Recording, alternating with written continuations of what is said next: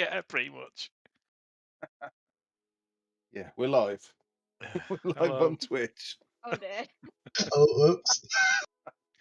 No, we weren't when you talked about what you were just talking about. So Safe for Sorry work now, about everybody. schools. yeah, about for dropping work the now. hammer.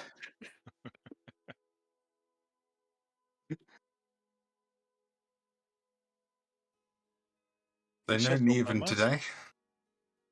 No. Neven's No. birthday.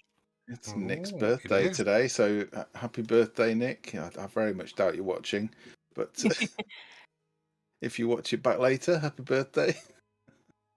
We promise we probably won't kill Neven. Aww. I'm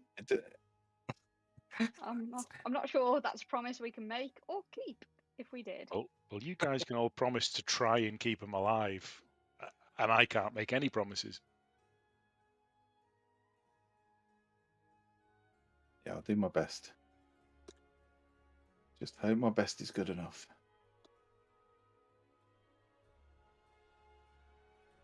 Okay, I think we're all good.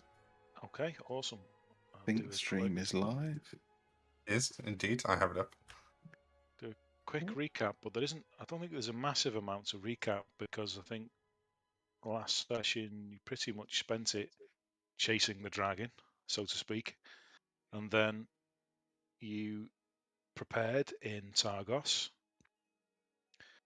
and battened down the hatches, set up some ballistas, got the town militia involved, set up. You got a whole plethora of NPCs at your disposal to assist you, and in short order, you quickly dispatched the dragon. You did trail numerous anchors around, took a couple of roofs off, but could have been so much worse. And best of all, you stopped it from reaching Bryn Shander, which you believe is where most of the town's refugees have gone to. And with that, you stand around, a little dazed and confused, looking at supposed corpse of this constructed behemoth that lies motionless before you in the snow. What would you like to do?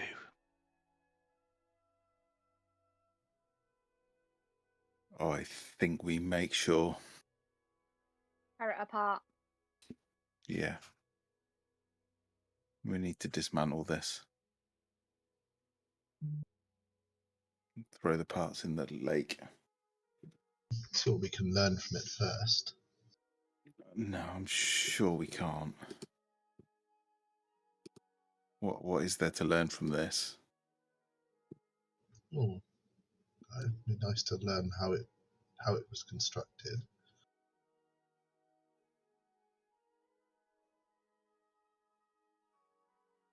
Okay, so that doesn't mean we can't dismantle the skeleton of it so that you can see inside. Oh, exactly. Yes, but I just mean don't have so hasty to throw everything in the river straight away. Let's learn what we can from it first.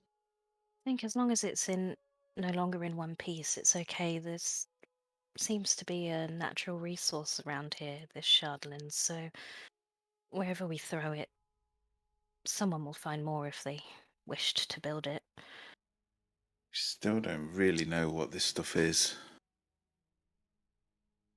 Exactly, maybe Threadreader's right. We don't need to just throw it in the lake. We can see what someone smarter than us makes of it. If nothing else, it might make it easier to dispose of one in the future or prevent another one from being made. Okay, point taken. Another one from being made. Oh, yeah, ever the optimist. I like you. And you called? You said someone smarter than yourselves? How can I help you?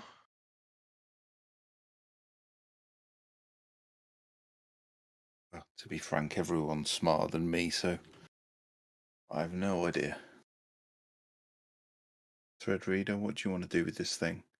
Well, let's give it inspect it from head to toe, and then see if we can figure out as we take it apart how it was put together and how it was controlled. There was little in the way of clues at the fort we were at before.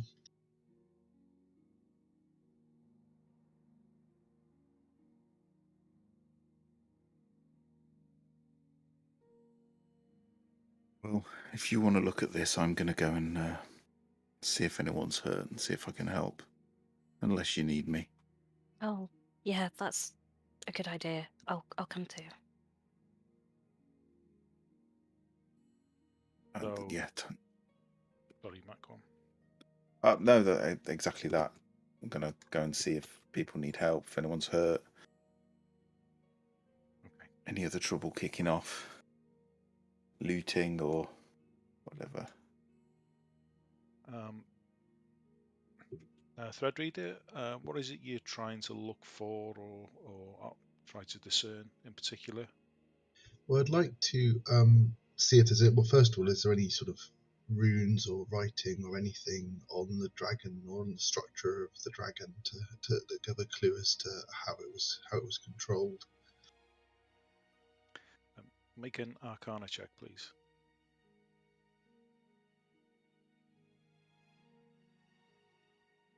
I'll be staying with Fred Reader and helping him if possible. Okay. A good roll anyway, though. It's not anything you've. It's strange. You've read and you of course you know about constructs, and you may not be able to make them yourself, but you know about the process and that it's possible to make a construct with the right material. You imagine this might be similar, and it would tie in with the fact that it is limited sort of cognitive ability, and you know it was programmed to achieve a certain task. So you would probably assume that it's followed that sort of process. There's no script that you can see. Or make a perception check or an investigation check, depending on how.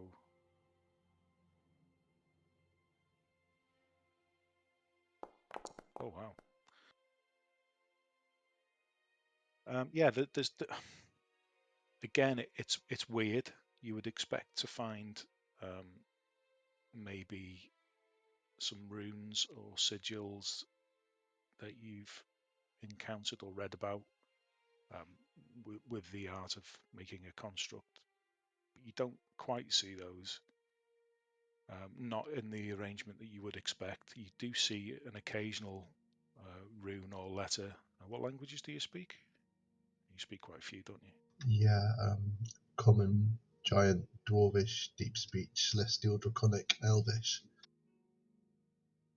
Okay, you don't recognise it, but you have seen it before. Some of these runes, and because you made such a good roll, you draw the link, and I know where I've seen that before, and they'll be on some of the rubbings that you took back in the fortress. Okay. And I can't remember if you identified what that was. I did identify, just checking back about it, so I think I identified what language it was, although I couldn't understand it. Okay, Cass and Tog. There are a number of casualties and not difficult to find. You see many injured militia, townsfolk. Some townsfolk chose to stay and try and defend their homes, lying amidst wrecked buildings and torn up street. There's a number of folk that look worse for wear. Some dead, some injured. I have still got 5 uses left in my healer's kit.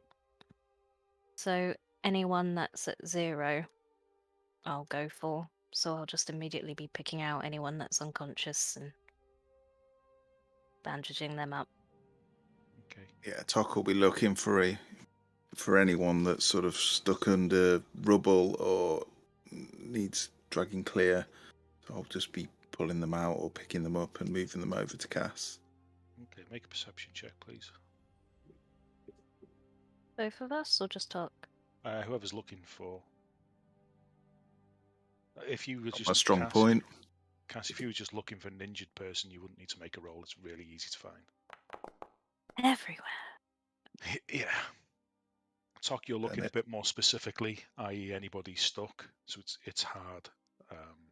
You would find them, but there's moans, creaking timbers, the occasional fire, nothing like what you saw in some of the other towns, but the occasional fire has broken out where an oil lamp spilled over, or so there's crackling, and there's a number of other sounds, and the wind howling as well. So you do find people based on noise, but it takes a bit longer than you would expect. And in that time, Cash, you've made it over to your first casualty. You look very pale, deathly pallor, and the cold's already begin to have its effect. You've seen more times than you care to remember since you've been up in the north. And as you kneel down to tend and examine whether to cast a spell or not, you see movement. The hand twitches. They sit up, and everybody around says, "Oh, fantastic, brilliant, a healer. You've brought him back to life. There are so many more." Show me to them. "Yes, no, please, this way." And they will have gathered more. This pale being continues to stand behind you, and the crowd leads you off in the direction of more casualties. Doesn't take you long. Is there anything unusual about the pale being, other than him being pale? It's very cold. The temperature's dropped considerably. I would probably just keep moving. And I'll regret that. Roll for initiative, please. Oh, yeah. I was about to put a cloak around them because I thought they were cold, but. Oh no! Oh no! Just keep going. As you turn to look, I mean, it's always cold, but oh, that was sharp. You turn to look and see where the source has come from, and the face that you saw, the pale face, is very difficult to make out features now. It's bright. There's a light, and it's like looking at the sun. You can't see features poking out the ends of the sleeves where the hands should be. Again, more light. You know what these are.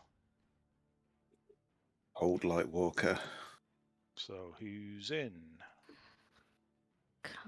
I am, I guess. Yeah. I can't remember if we learned anything about them. Oh, look at that. First you're natural joking. one. Get it out of the way. I get advantage on initiative now, and I roll double 9.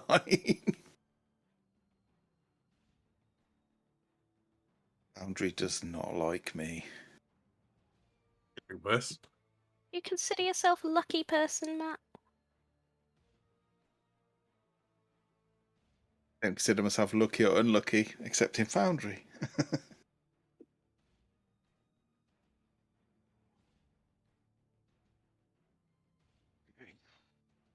They're in.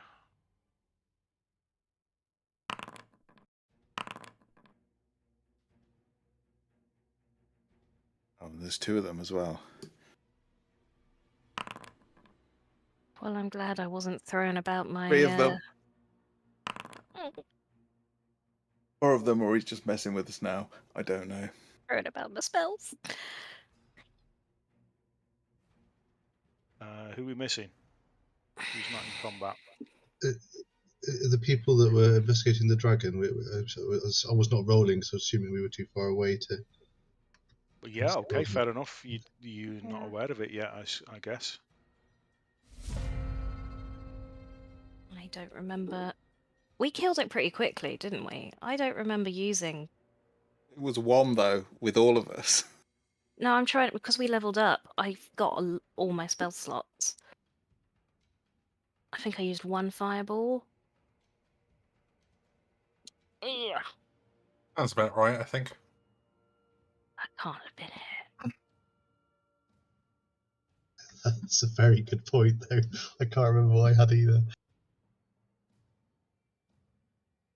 So I'm going to put you up there. Tok, you can move yourselves within reason, but you were inspecting a house, collapsed house, and Cash, you Yeah, were right up close to some casualties.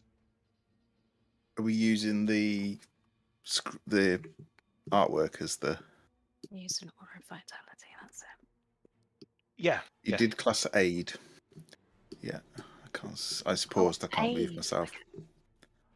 Yeah, you cast aid because I've got an extra 5 hit points. Oh, that's even better. I thought I'd cast aura of vitality. You did say you were walking away, Cass. If you want to move an additional 10 feet in any Yes, direction, of you may course. do so. Oh.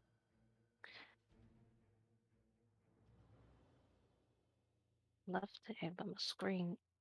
Oh, I'm Oh, paused. it's paused. Yeah. So whereabouts do you? Here you go. Where would I be? Over here somewhere. I've put you here, but again, you can move yourself. Are you looking at a different map to us? Oh, shit. Yeah, I Sec. can only see the the intro screen. Ah, There we go. Beg your there pardon, we folks. go. There we That go. helps, doesn't it? Okay. Yeah. Oh, that's 20 feet. That's a lot. There we go.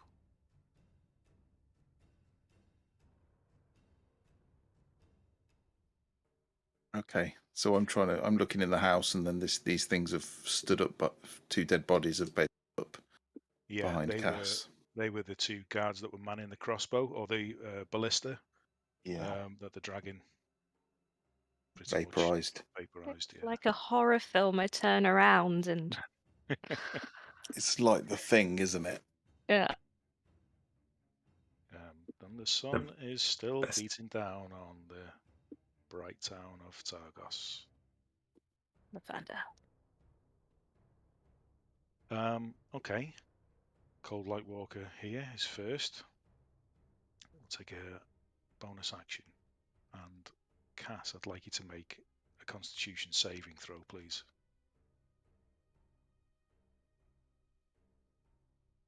Mhm.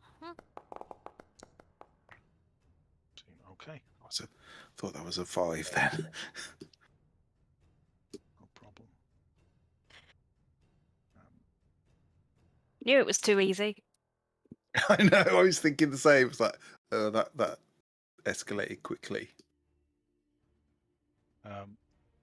Face or head area brightens again,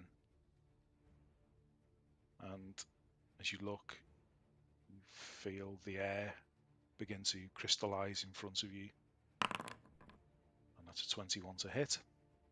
Hits.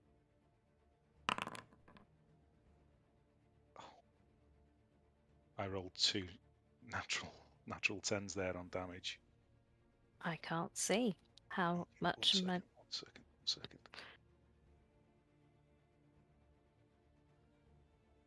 You take 32 points of cold damage as a beam erupts. No, I don't. from the- Reaction. from the head Chewinga. area. Chewinga charm thing. Okay, what does that do?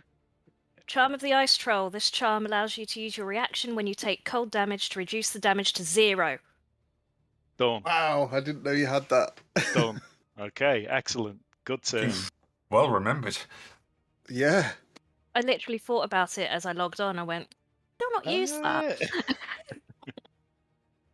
Next one. Oh, good. Shambles up to you, Cass.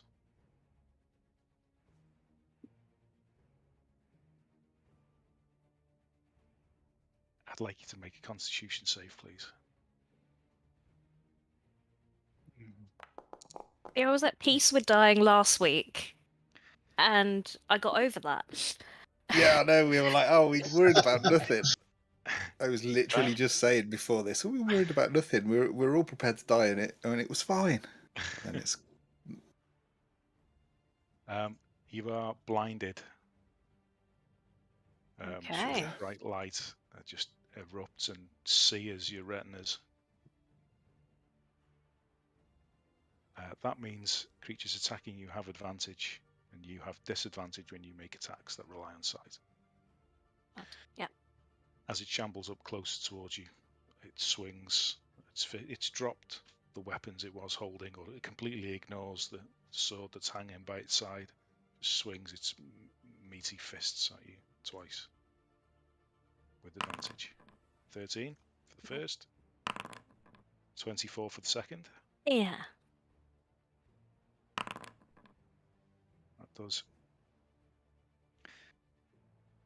13 bludgeoning damage and 13 cold damage. 13 bludgeoning, 13 cold. Right, I just need to make a note of that because I can't remember what is my actual hit points and what is my temporary hit points. I've got 52 and he gives us 10, so I've got 62. Okay, I've got it. The corpse shambles forward from the back of the house, and you come into view. Threadreader, the first thing it sees, would like you to make a Constitution saving throw, please.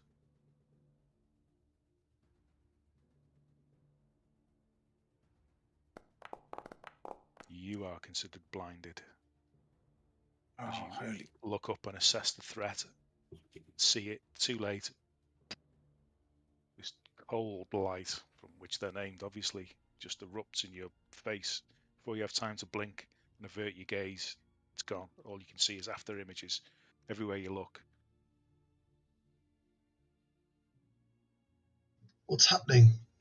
The brightness remains, and its head shifts back into your direction.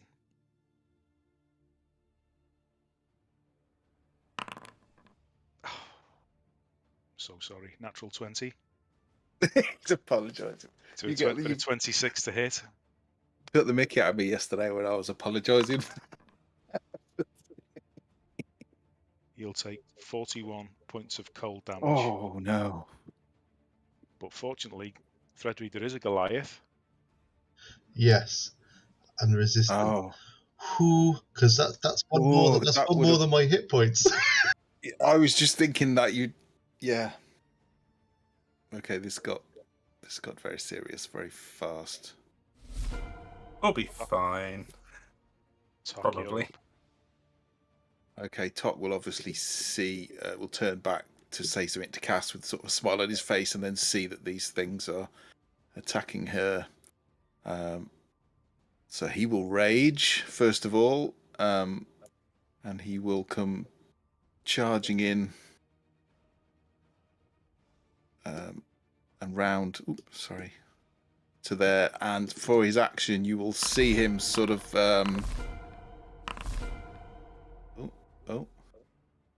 Something weird going on. You'll see him sort of close his eyes for a second. And you'll see the sort of cold smoke coming out of his mouth, and then his whole from head to toe, all his bare skin. You'll just see it coated in ice, and he'll literally have this layer of freezing cold ice all over him as he uses chromatic warding, which gives him immunity to cold damage For 10 minutes.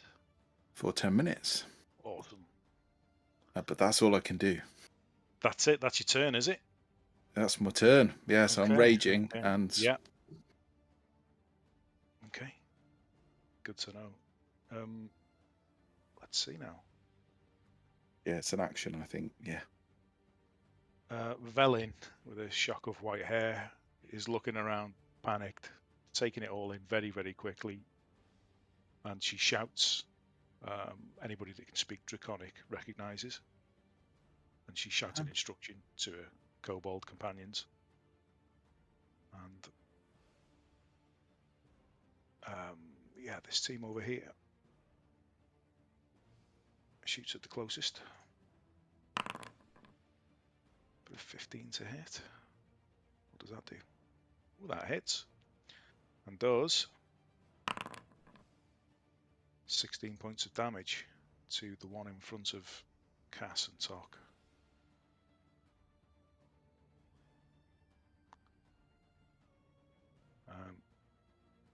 Cass, you're up again. Oh, why have I not got? Oh, I guess you've right. We'll get to the end of this turn, and then Threadreader, Eris, and Snitch, you can all roll for initiative, or you can do that now. Is there even more joining? How many are there? Oh yeah, there's like 5 or 6 of them now. You don't know. I Oh. will. What is my channel divinity? Blah blah blah blah blah blah blah.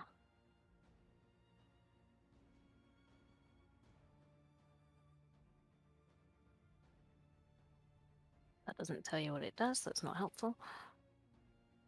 Well, I know what save I need to make. I want to use the Radiance of the Dawn, but I can only find the turn undead version of channel divinity, which is weird. What's the rage of? Radiance of the Dawn, 30 feet. Okay, so both of those two are in. So one in front of you rolls with a natural 1. Second one rolls with a 12, so that both fail. Lovely. That's each hostile creature can save 2d10 plus 7 radiant damage. Oh, I just did a wisdom save. Because that's what the channel divinity button said. Oh, damn it. Never mind. Well, I can do the natural 1 would fail anyway, and I rolled a 9 on the other one. Let me see what the con is. That's 2d10. 3. Yeah, they would have both failed. They would have both failed with those rolls. That's fine. What was the damage? 12? 18. 18. Oh, nice. What type? Radiant. Just check. No vulnerabilities. Okay. They're quite similar to them. I just imagine I've turned into a bit of a lighthouse beacon. Yeah. And I'm just trying to. I can't see them. Am I getting them? Okay. Anything else? Whatever you're doing, keep doing it. It's working. No, that's going to be it for now. Yeah. Okay. You see emerge from behind another house to the south. Another shamble. Falling over some piles of wood that have been stacked up for burning later. Just clambering and crawling through. Rights itself back up again. And that's all it does at that range. Can't do anything else. Oh no. There's a soldier over there. Unlucky soldier.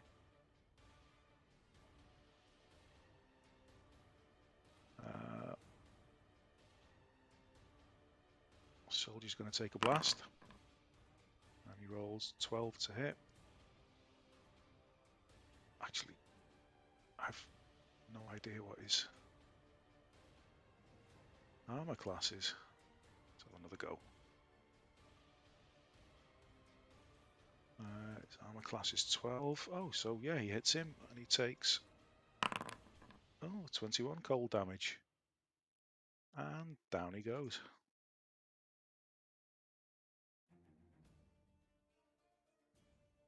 Okay. Top I of the think round. we've pissed off the Frost Maiden. You weren't blinded, Tok. No, I wasn't there at the time, was I? Probably will be now. Another one bumbles in, and with the bonus action, we'll attempt to. Oh, actually, it's anyone within the template, so. Oof. So, Constitution saving throw, please. Okay. Oh, that's 22. me too. You're already blinded, so. Can't get double blinded. Yeah, he is a con build, not a strength Yeah. build. So Just as well. yeah, So 2 swings with the meaty fists. And they're rock hard. That's a 9 for the first one. Oh, with advantage. I'll do that again. 15, so that misses. yeah, Second attack. just Oh, no, it's not advantage. Oh, yeah, because you're flanking. yeah, flanking. 19 with the second. That's a hit. Yeah. So normal does 23 total with a 9. Well, everything's halved, isn't it? Well, no, that's a lie. So 9 bludgeoning and the 12 cold is negated. Okay. Yeah. Yeah. The cold just flashes over him and just doesn't. So was that 9? Yes, halved because you're raging. Yeah. Oh, thought it was already halved. Okay. No. I'll round it up. Park is 5. invincible. I'm invincible. Not if you're not if you're not alive. I'm not. Ballista team, kobolds on the roof. Have at this newly emerged Coldlight Walker. 13, which I think just hits. Does. And they do 14 piercing damage.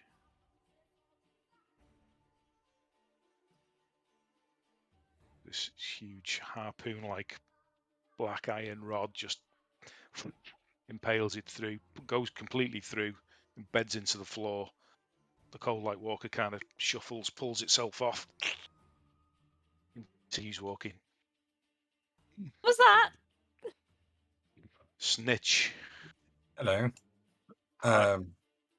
Do I have to go around the Shardolin Dragon if I want to get to the one that just attacked Threadreader?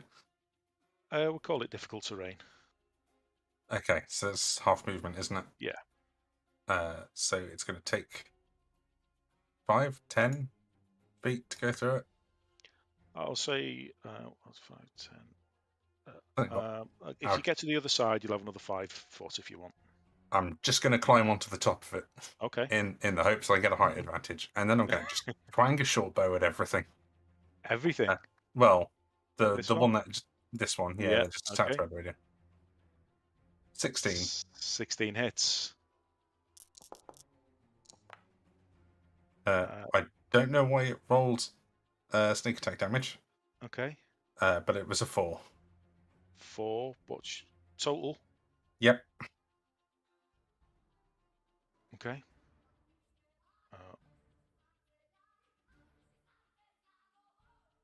And then Anything else, buddy?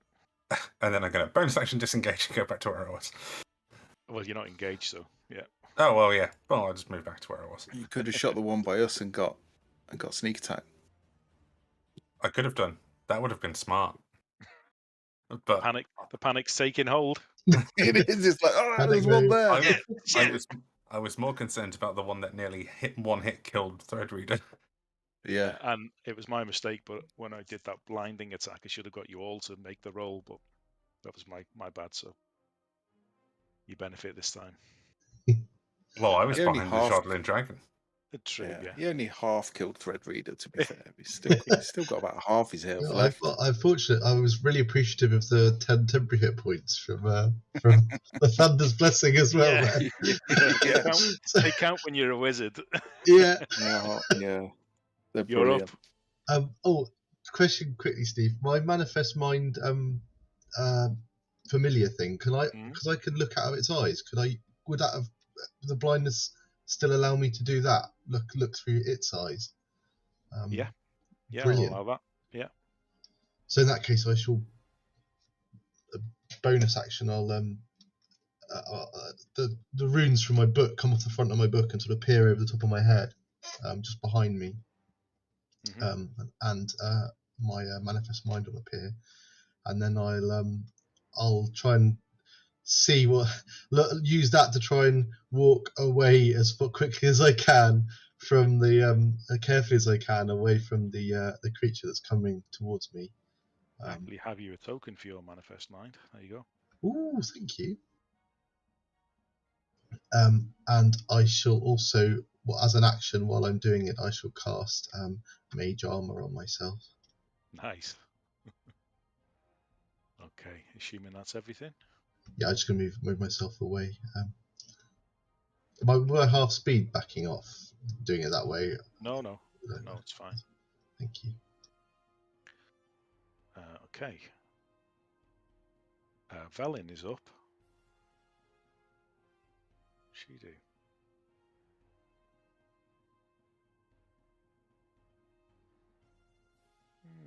What will she do?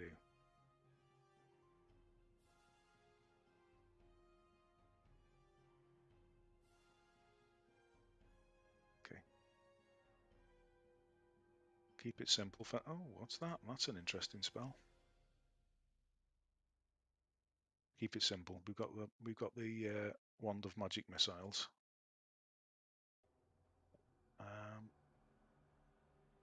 She will notice your apparent imperviousness to some of the damage, talk, and focus on the one approaching on the squishiers.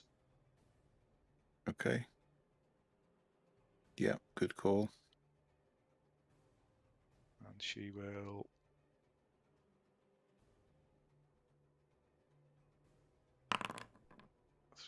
13 points of damage.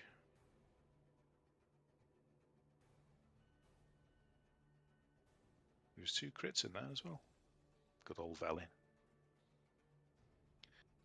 And she will also try and put some distance between her and these very dangerous things.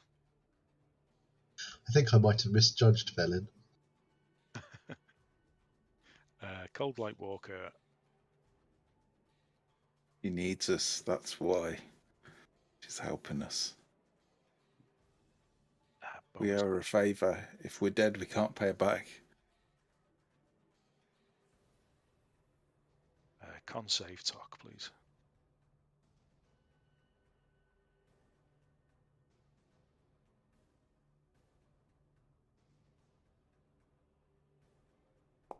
That's a fail. I'm going to re-roll that with my fanatical focus. Good man. I think that uses... I don't know if it uses my reaction. I'll have to check. Come That's on. A pass. Okay. I can only do that once per rage, so... Yeah. 2 ice rock hard fists come pummeling into you, Cass. Oh, no. With advantage. 21. Yeah. 21. Yeah. First damage. 24 total. Okay. Second damage. No. 26 total. Down. Oh, sugar. Eris. I'm going to cast Guiding Bolt at the one that attacked Red Reader. Okay. That's a 22 to hit. That hits.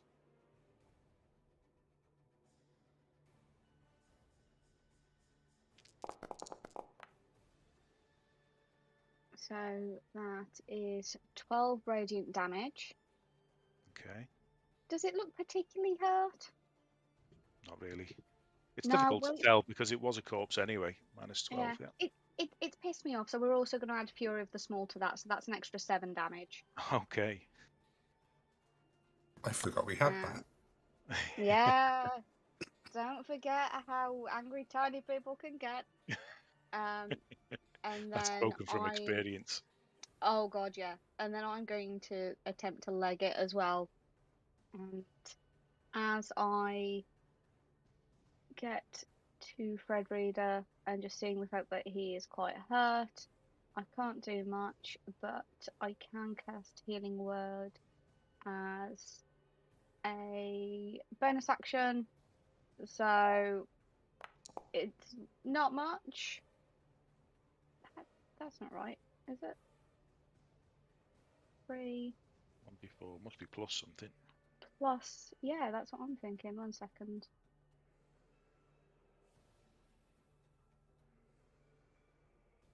Healing word. 1d4 plus 3, so it's 6 HP to Fredrida. Well, thank you, Eris.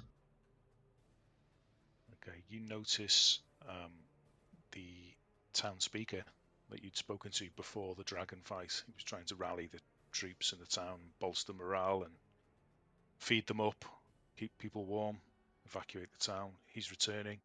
His bodyguard has returned as well, the tiefling. Tiefling rushes at the walker closest to you guys down the southeast.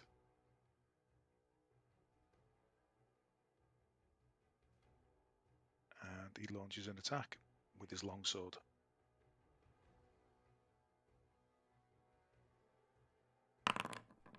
First attack being a 20, which hits.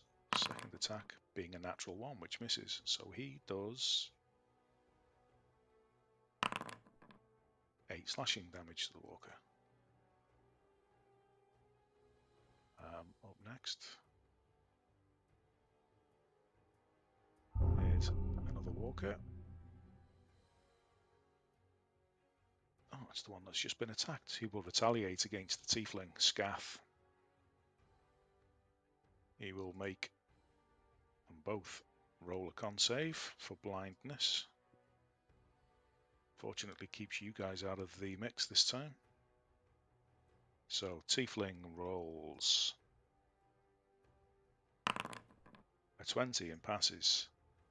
The speaker rolls a 7 and is blinded.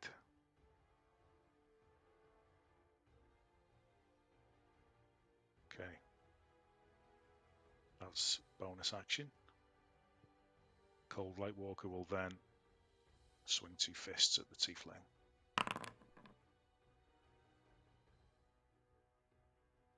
First one misses. Second one hits. Does 24 total damage to the tiefling, who is managing to take it quite well, to be fair. Tok, you're up. Okay.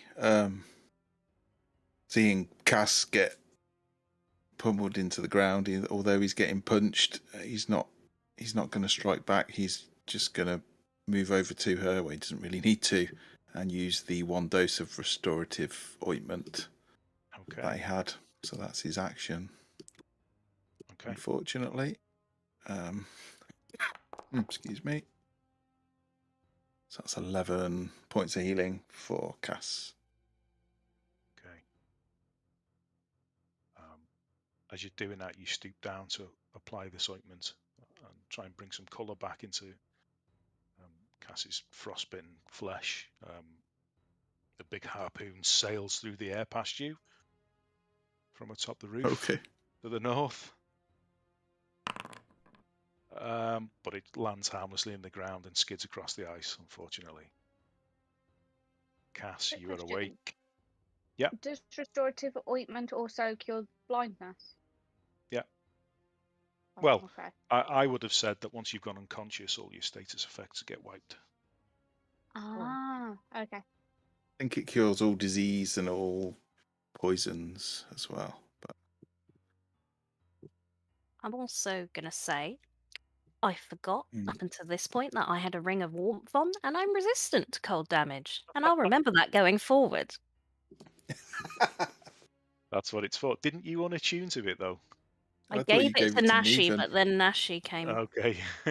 Nashi left, yeah. Away. Well, it's your turn, and you go in. Shit. Yeah. Thank you, Tok. Just get out of here. Disengage, get out. You will see he's covered in this sheen of like ice. He's got a coating of ice all over him. He looks okay, doesn't he? He looks pretty much unhurt. She will just nod and disengage. So that's 15 feet to get up and scrabble back. Yeah. 15 feet. That's me. Okay. I was right in my death speech.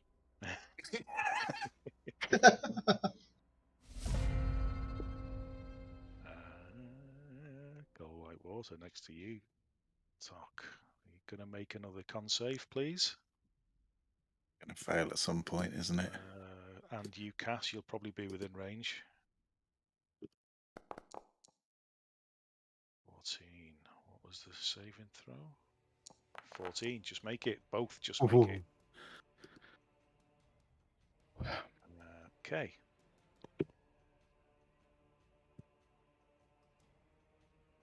Two icy fists towards you, Tok. First one is an 8, which misses. Second one is a crit, natural 20. So the second Back one up. does 35 total. So that's 19 bludgeoning and 14 cold, which is negated. So 19 halved as well. Yeah, the rage. cold dummy. The cold just seems to add to this layer of ice Mm-hmm. that's surrounding him. That's epic. I mean, he still hasn't used his weapon. He's just, I can imagine he's just crouching down, healing Cass, telling him to go, and then they're just pummeling him as he's yeah, as he's crouched down. You see another harpoon come through, completely pierce the one behind you through its thigh, which it kind of just ignores.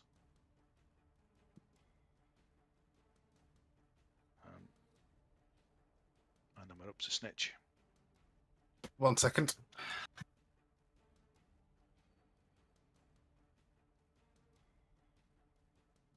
And after Snitch will be Threadreader. Think about what's coming. Sorry about that. No worries, mate. So Snitch is going to clamber up on top of the Shardling Dragon once again. Yeah. But this time he's going to turn around and take a shot over at the one that Tok is currently engaged with his short bow. Beyond 20 didn't kick off that time. 21 to hit, which does hit. Yeah, very nice. For a total of 15, and I'm going to do Fury of the Small to make it 20. Now that Hazel's reminded me we have that ability. Okay. So 20 total. Oh, it's 7, actually. So it's 22. Minus 22 comes off. Yeah. You see holes beginning to appear in the corpse. Just looking rough, but it doesn't seem to be slowing down in its singular purpose. Anything else, Snitch, with bonus action? He's going to take a moment to look around and just go, wait, why is everybody running away? And that'll be him. Okay. Threadreader. I shall use my bonus action to move my mote of mind back towards me a little bit. Yeah.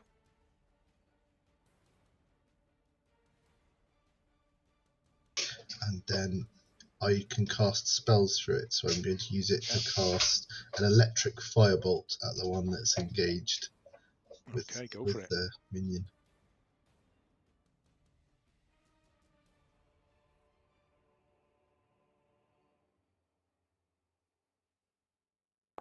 .21 hits.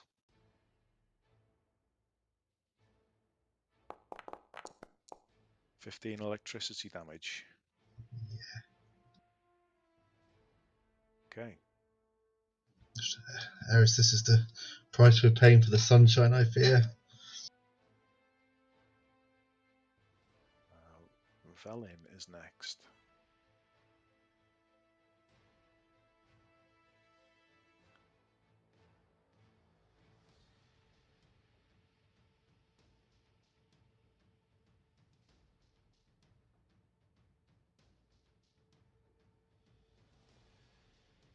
Magic missile goes off again.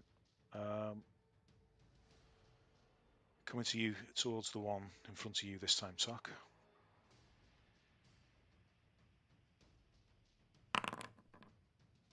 For 9 total.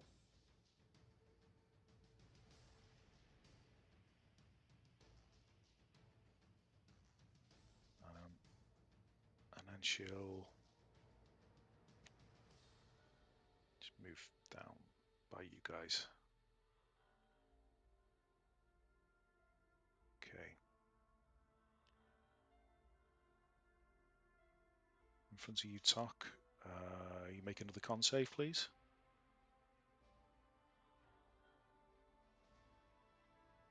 And you, Cass, please.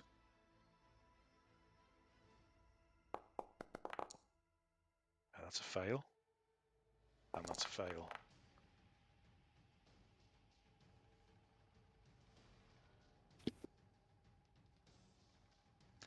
I will say, if you'd like, we can retcon this, because you know what it's done. You've watched it happen before. You can avert your gaze at the beginning, a bit like fighting the basilisk. You can avert your gaze, but you'll have disadvantage on attacks if you want to do that.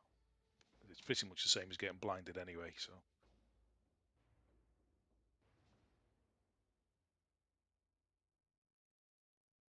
Otherwise, you are both blinded. And that Coldlight Walker will swing fists at you, Tok.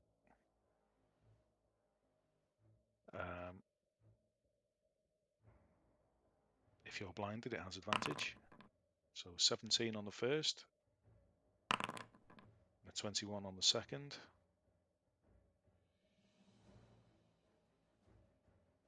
Do they hit, mate? You're muted, Matt.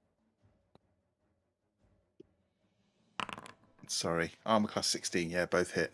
Okay, Sorry, I've first been one talking does, for a while. First one does 21 total, so that's 10 bludgeoning, 9 cold, Yeah. which is negated. Second one does 25 total with 9 bludgeoning, 14 cold. Reduce as appropriate. Okay. Eris, you're up. It's going to be another guiding bolt. Have to remember that guiding bolt gives advantage on the attack afterwards, because I always forget. 16 to hit. That hits. Let me put a little marker on.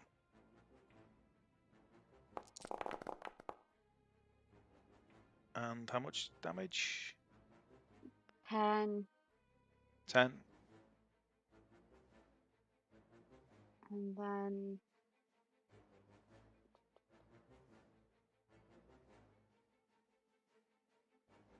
I will healing word Red Reader again, just because I feel that I'm going to need him to stick around for a while. Okay.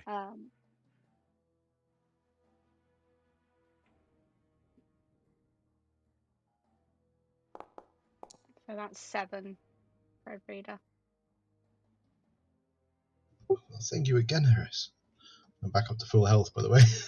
Thank you. Good.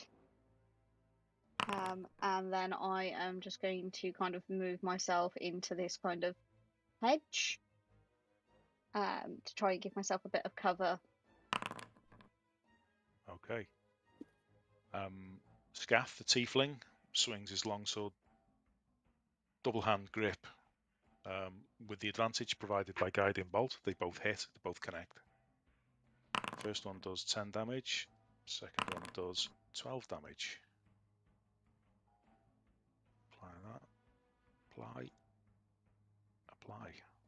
Okay, it's looking rough. Next, Coldlight Walker. Where's that bad boy? Oh, it's that one. It's going to try and blind it again. Blind Scath. So, Constitution saving throw from him. And he passes. So the Coldlight Walker will resort back to swinging fists.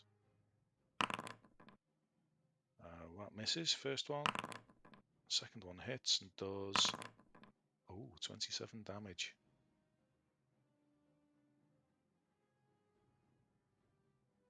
Applied damage. Ooh, Scath's not looking great. Okay, next is Tok.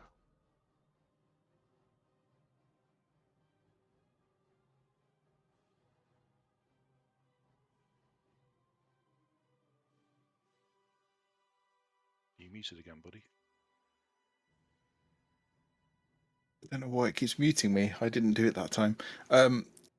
Yeah, I assume I can make a save, but not till the end of the round. Is that right? From the blindness. Good question. Until the start of the walker's next turn. Okay.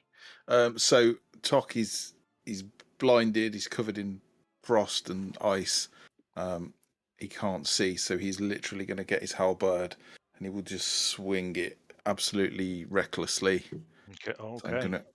So I'm going to attack recklessly, which should cancel out the disadvantage and just give me a straight roll, right? It does indeed, yeah. 20 hits. So first attack 20. You will also see the bright flash of radiant energy from the end of his halberd for 19 points of damage. Okay. With a portion of that is radiant. I don't know if that matters. Okay, noted. It looks like one of that is radiant, actually. Or 1 plus... Sorry, 3 of that is radiant, if it matters. Okay.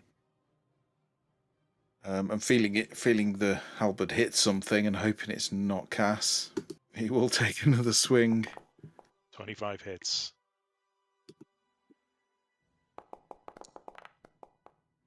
8. That's 8. And then as a bonus action, I'll bring the blunt end round. 24 hits. Oh, wow. 9 Earlier damage. question, am I lucky? I am tonight, it seems, so far. Shouldn't have said that. Another 9. Okay, yeah. Whittling him down. Anything else? That's it for me. Okay, let's see what the crossbow bolt's doing.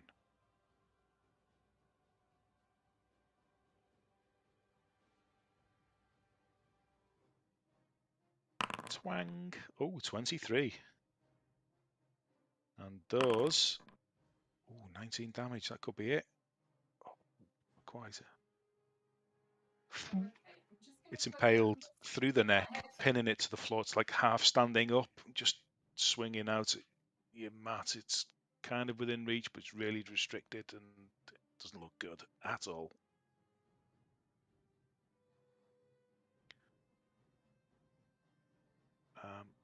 Next is Cass.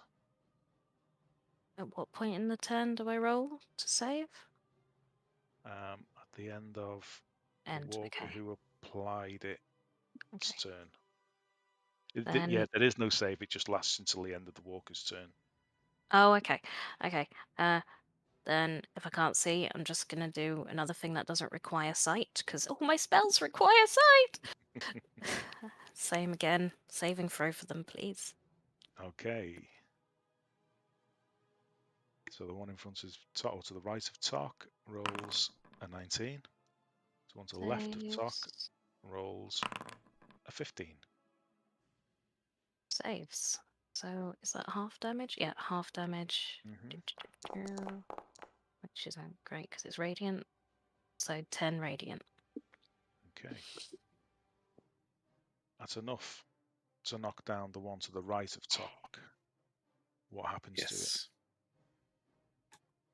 I want to say similar to these guys that got just disintegrated in the light. As the light passes through him, he's no longer there. Awesome. Okay. And I'm going to back up 15 more feet. Okay. That's out of range from my experience now, isn't it? You hope so. Okay. Okay. We have another Coldlight walker here. Stumbles forward, flops over the wall. And will make...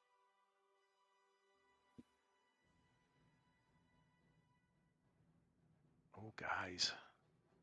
Everyone in that area of effect can make a Constitution save, please. I'll do Velin.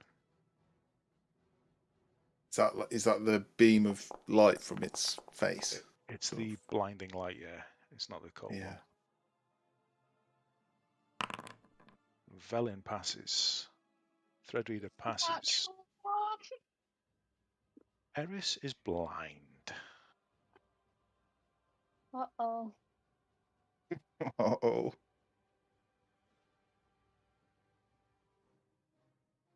Velin is the target of the creature's cold ray. Its face focuses in at the center of your little cluster.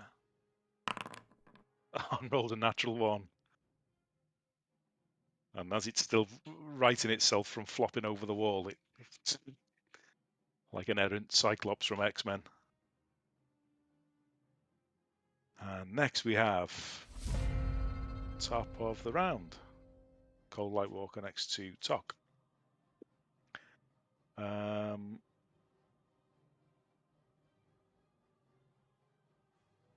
Oh, do I get to roll a save? Sorry, at the end of its turn. You are now unblinded.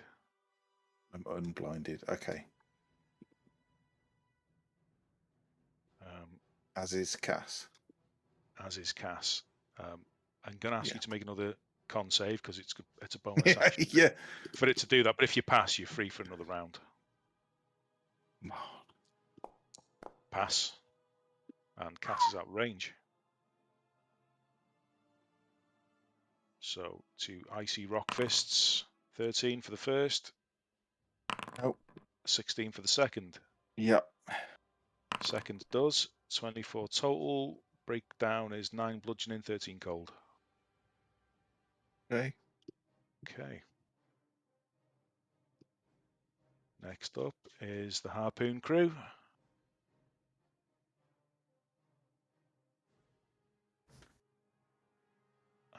What are they going to go for? They are seeing this one down here, closing in on you guys.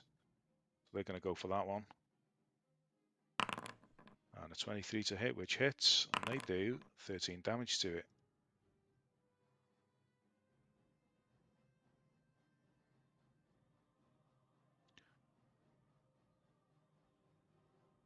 Yeah, that's the way. Get him.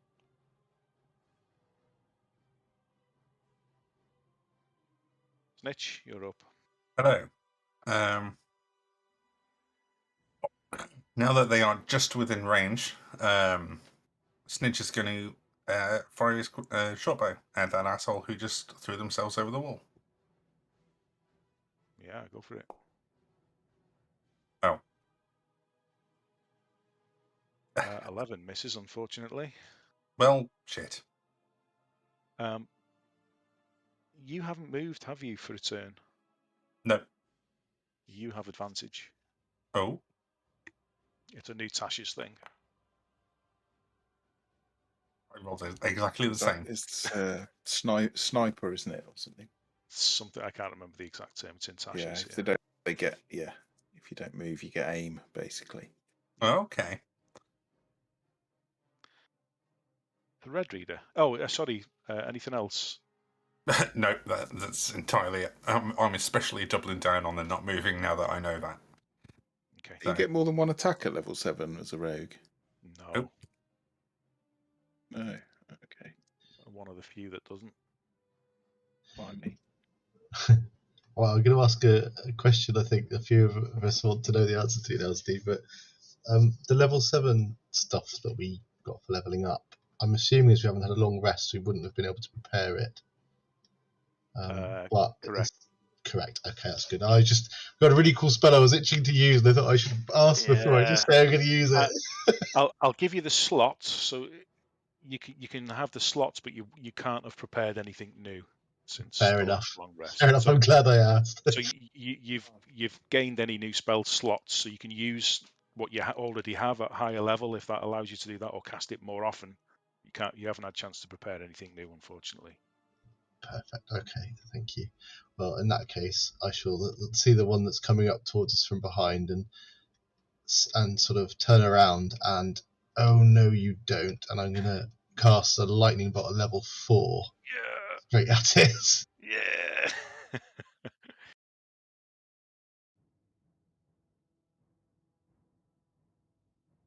I can never remember how to adjust these blooming templates, but I want to put it over that. Yeah. Okay. It won't hit anything else. That's fine. Oh, cool. Oh, nice. It rolls a 6. So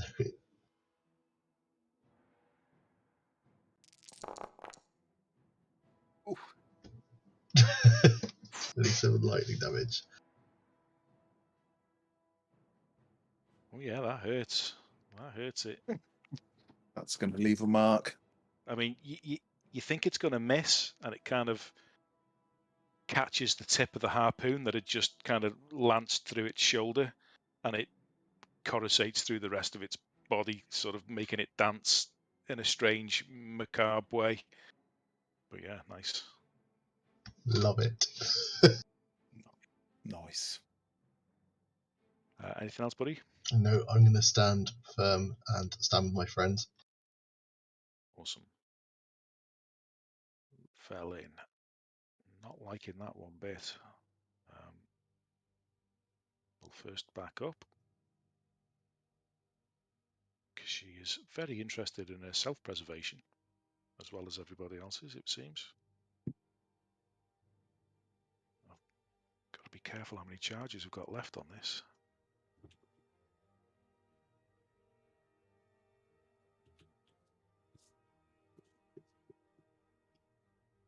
4 remaining, okay. And she will magic missile the one that's approaching from the west. For 7 force damage. That'll be her turn. I would just like to say I like how Neovan stood in the middle of all of this, just kind of like, yeah. Oh well, ignoring him. Neven's just being Neven. Yeah, he's just like, it's not my fight. Just playing with a tentacle. He's trying to decide which side he's on. Eris, you're up, and the number of targets that this Coldlight Walker has to choose from has reduced by 1, it would seem. What would you like to do? There's not much I can do where I can't actually see. But it does look like I can guiding bolt. Okay, be with a disadvantage. Okay. Or is it a dex save, as it does not require sight? It just says a flash of light streaks towards a creature of your choice within range. Make a ranged spell attack against the target. On a hit, the target takes. Doesn't mention anything about sight. Go for it then. And I'm thinking, I think I've shot at this one before, haven't I? So I'm just kind of repeating the motion. Yeah.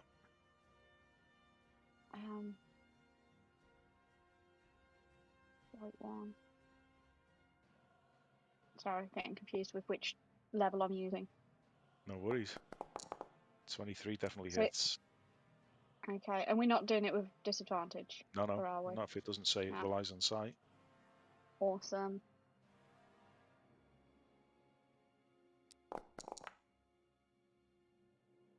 So 13 damage. 13, okay. And then there's feck all I can do, so I'm just gonna sit there and sulk. But somebody will have advantage on their next attack, won't they? Yep. What can I use to mark that?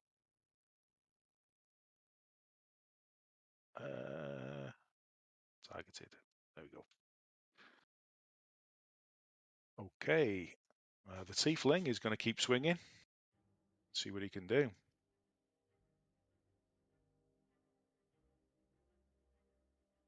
One attack. Rolls 21. Nice. Second attack. Rolls 19.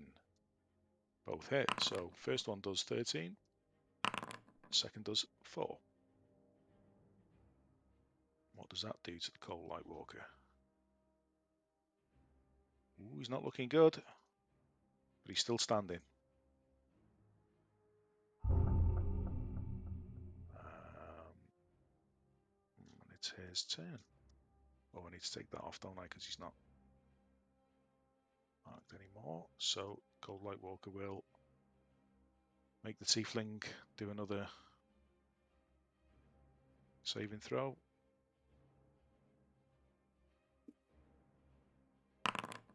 And this time he fails.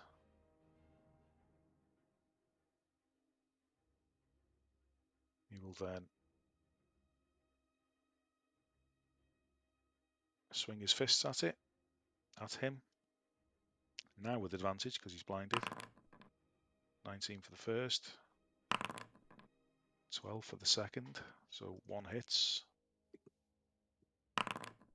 Oh. 29 damage total. He's Who's still that to? standing. Me? That's to the tiefling that was protecting the speaker. Ah. Sorry, it just popped out. No worries, mate, no worries. And next up is Tox. That was good timing. That was very good timing. I thought I was way off my turn. Yeah, he's got his eyesight back, so he'll be smoking with sort of the cold smoke that you get on frozen ice and spin round on this other one. Like a bag of peas, fresh from the freezer. Like a big dragon-shaped bag of peas. And he's going to attack recklessly. Yeah. He's pretty furious now. So 24. So on the first blow, there'll be a flash of radiant light for 15 total. 6 of that radiant. Okay. Done. In a smooth arc, he'll swing a second time. That should have been with advantage, sorry. That's enough to hit. You can roll again to make sure you don't crit. No, shame. Is that 17 damage or? 14 damage. 14 damage, and then you know the drill. Blunt end. The blunt end. Should have done advantage. 25 hits. Roll again just in case. Yeah.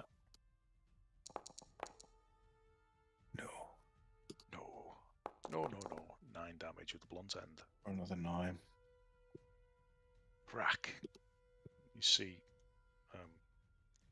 the skull of this former guard deform. Something permanently breaks in the skull area. No change in expression or demeanor, just continual, relentless advance on you. Crossbow teams. So, black iron rod comes shooting through the air. 22, which hits right next to you, Tok, and does 13 damage.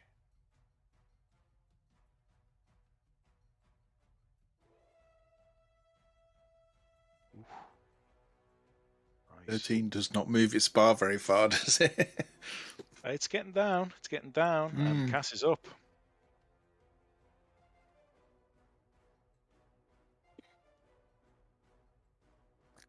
I am gonna do Scorching Ray. Okay. So that's 3 rays. So first All one. 3 against 1. Oh yeah, all on the one against Tok. Yeah, 25 hits. 25, 4. 7 fire. Okay, 25 hits. What are the chances it's another 25 after this?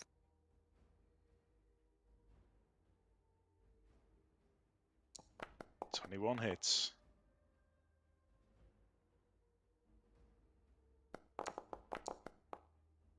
And that's enough to take him down. Flames. It's very hot next to you, Tok. Just one after the other, like Iron Man. Fortunately, Tok's covered in a layer of ice, so he's okay. That's a big. I still haven't learned to control it. This isn't even my final form. Anything else, Cass? Seeing it go down, I'll use my full movement to run back to Tok. Okay. And then that's me, yeah. Nice. And next up is Coldlight Walker. Ooh, almost gets to within range of Eris. Not quite, but it's close enough.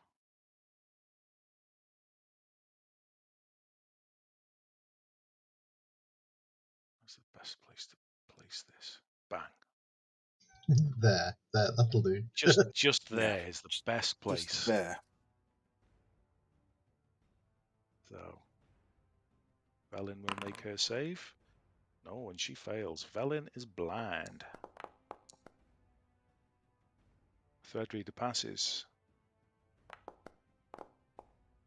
Eris fails.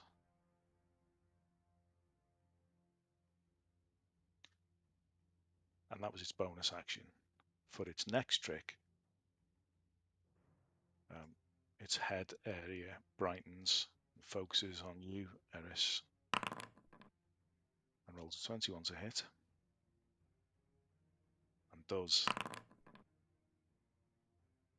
And I don't need to be able to see it for this to work. For the blindness, you mean? This is a cold ray. Cold ray, okay. I have resistance. So what was that to hit? It did 21 to hit. No, I'm lying. Yeah, it did 21. Yeah, so that hits, but I have cold resistance. So does that mean I take half? So you will take half of the 24 cold damage it does to you. So 12. Okay, nice. Fine. Back up to the top of the round. Where's our crossbow teams at? So here we go. They're going for, which ones can they see? They're going for the one by you, Eris. Oh, what's the range on that? What? It's all within range, aren't they? Yeah, I think so. Oh, 120, so they're at disadvantage now. They get advantage from guiding bolt. Yes, they do. So, awesome. So that's a 22 to hit. And they do 9 points of damage.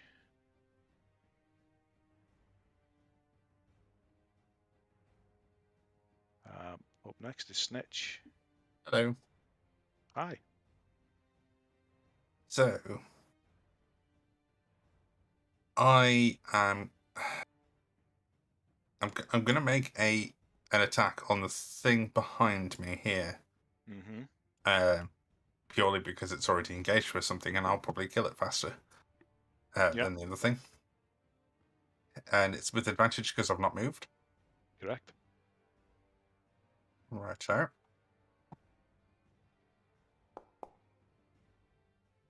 Oh, fuck's sake. Yeah, it misses, unfortunately, buddy. Oh, it's too fucking cold. He's shaking like... Okay. Bonus action? I don't have any bonus actions. You do cunning action. You could dash. Oh well, I could move and dash. You could move and dash. Sure, I will move and dash. Would that work? Yeah. Okay. Just didn't know if it would affect me to climb down the Shardland Dragon. I'll do that. That's cool. Threadreader. Okay. I will step forward, and seeing that Eris is affected by the ray, I'd like to put my hand on her shoulder and say, Eris, back up with me, and try and sort of guide her back when it gets to her movement if I can. Mm-hmm. And then while I'm doing it, I'll put my hand to the side of my head and say a few words, and cast Mind Spike on the creature in front of me. But I want it to so as I say the words, I'd like electrical energy to kind of like crackle around its head. I'd like to try and do electrical damage with it instead. Nice. Okay. I'll cast it at 3rd level. Okay. Is that a wisdom saving throw, or is Mind Spike intelligence? I thought it's wisdom. It says wisdom on the spell here. I'll look on. I'll roll the dice anyway. I thought it was intelligence. Maybe I'm thinking of something else. He rolls a 5 total, so he would fail, regardless, intelligence or otherwise. Okay, yeah. It says wisdom on D&D Beyond. Okay, maybe I'm thinking of something else. Mind Sliver, maybe. Yeah, that's probably, yeah. So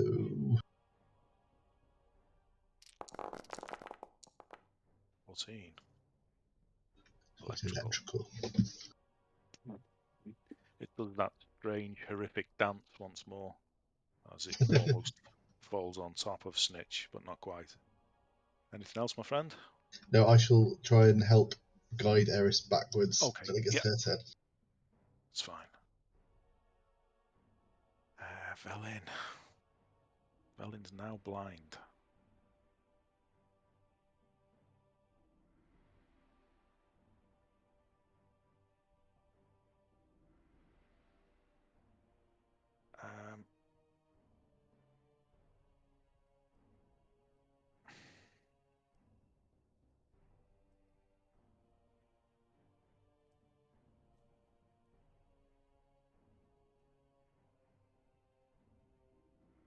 She's not going to do anything. She'll take the dodge action.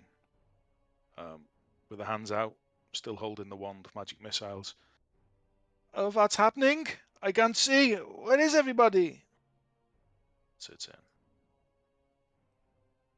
Eris. Quick question: do stuff like do any conditions carry over if I take wild shape?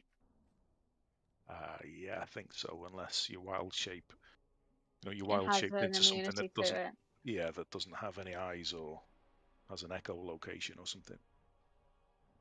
I'll just move back with Red Reader then. Okay. And be pretty useless.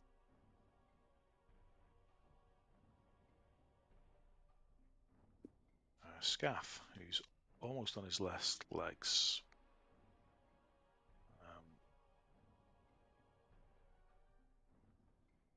He's now at disadvantage because he's blinded, but he'll swing anyway. Miss. And a miss.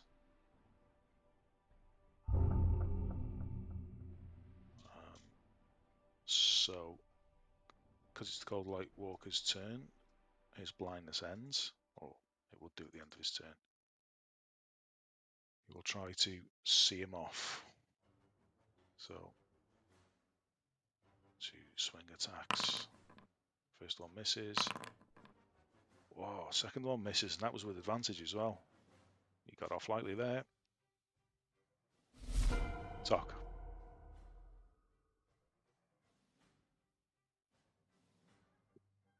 Right. Well, looks like Snitch is in trouble, or about to be. So I will take my full movement, and then I will take an action to dash. Okay. To there. Nice. And that's it. Okay, keep an eye on your rage, because you haven't attacked, have you? Or I haven't attacked, yet. no. Okay. Nope. So, crossbow team. Where's our crossbow team? They'll have a go, but no, I don't think they're quite line of sight there. Not quite. So they miss. Turn. Cass.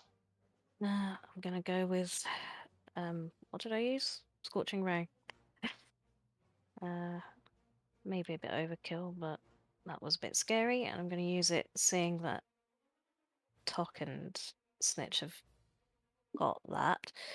I'll go for this one over here. Okay. 13. Just hits.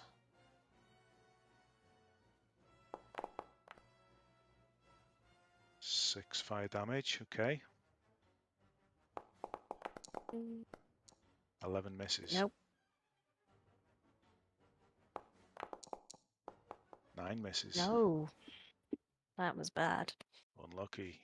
I'm going to use my movement to get 30 feet closer to them as well, and that's it. Okay.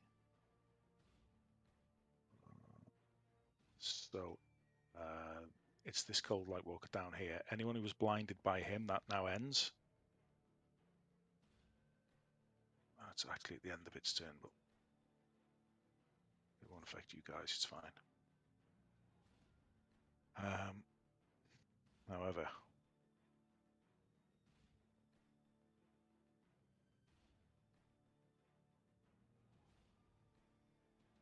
con save, please, folks in that area of effect. 14 to beat. Snitch, you're blind. Threadreader, you're blind. My eyes. Ah. I thought Fredrida was supposed to move back to lead me when we moved out the way. Yeah, okay. You're not blind. Oh, thank you.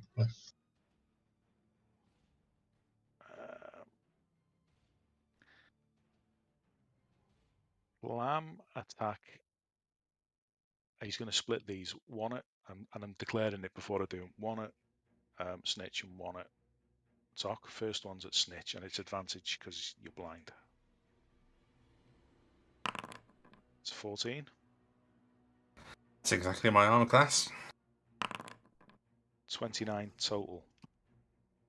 That's 13 bludgeoning, 14 cold.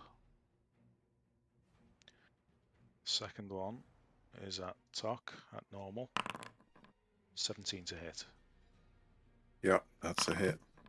22 total, split by 8 bludgeoning, 12 cold. Okay. Okay. Top of round 6. Crossbow team.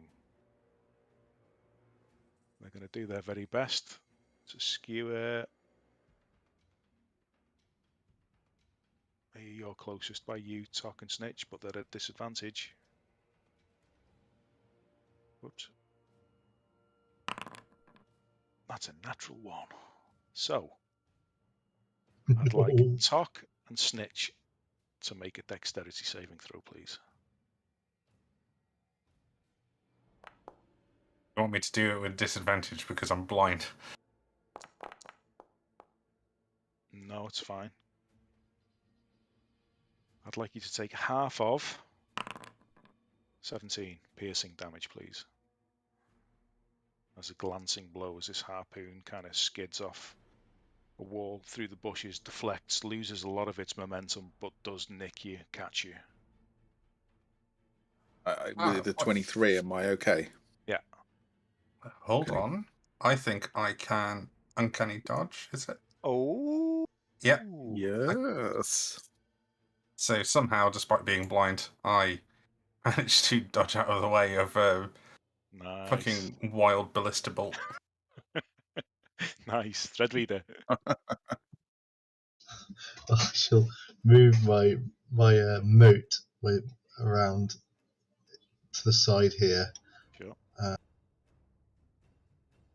keep forgetting when I'm pressing my push to talk button to talk on Discord, it doesn't actually move the icon. It's instantly frustrating. I think it's broken because it's not moving. And then I shall, out of my sigil, I shall cast a firebolt, but it will be an electrical one, at the one between Tock and Stitch. Okay.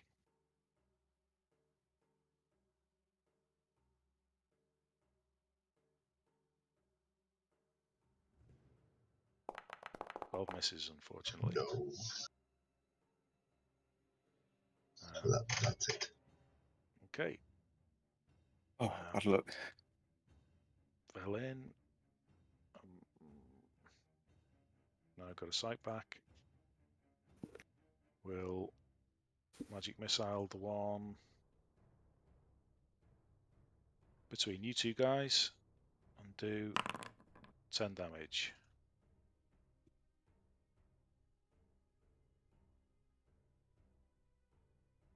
She'll hold there. Eris is up.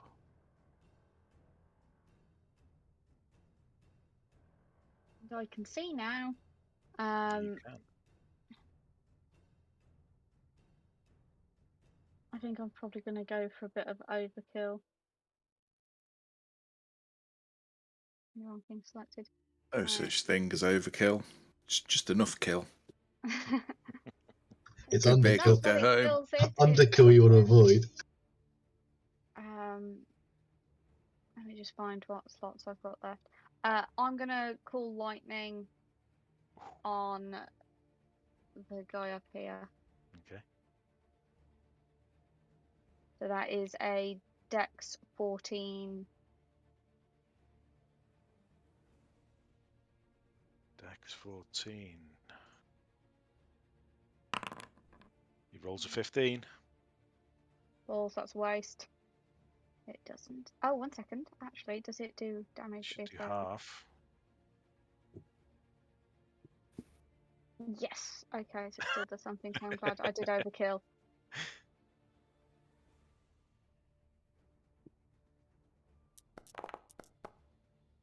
So 17 damage. 16 17. damage. Okay, how do you want to do it? I just want it to fucking frazzle. I want it to do the dance and drop dead. I am pissed off. That's exactly what it does. Good. Beautiful. Okay. I approve of that. I'm loving the lightning right now. Backed away, panting heavily. Looks to you, Eris. Gives you a nod. Respect and thanks. Moves 30 feet. And he's got a heavy crossbow. He'll fire it at the one. 22 to hit, which does. For 11 piercing damage.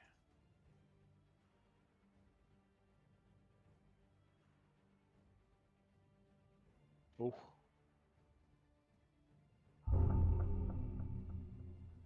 Oh, he's dead. Okay. Tock. Coup de grace. Here we go.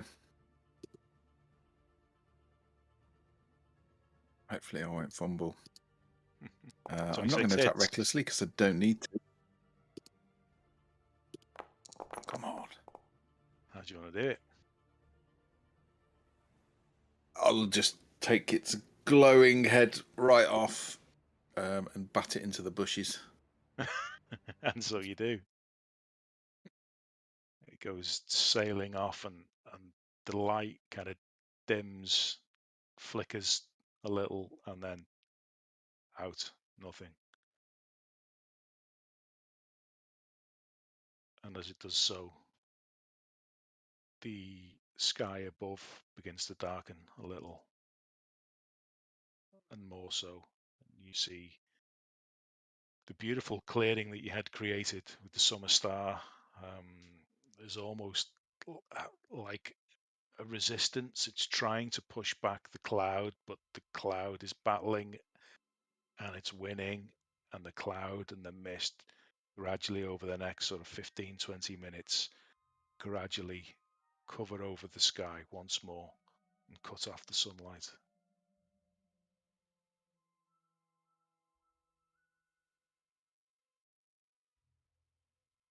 Those that need healing to me. Is everybody okay? Ow. No, everybody's not okay. What have you done? The speaker approaches. I was glad of your aid with this dragon, this construct, but I didn't think it was a choice to swap one for another. That was you with the sky. You've brought her wrath on this town, haven't you? We needed to see the dragon approach.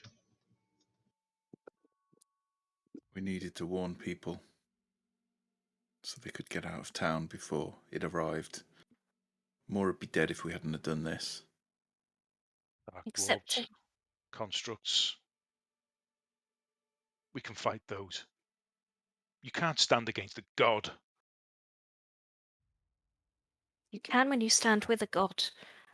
And when you seek our aid, you seek Lathander's aid. He helped defeat that dragon today. Appreciate that this could have been much worse. Maybe so. She clearly sent them here for us, not for you. And we dispatched them, one and all. And we'll dispatch anything else she sends as well. Thank you for your aid, though, and that of your bodyguard. It was appreciated. Yes, come over here, I can heal you.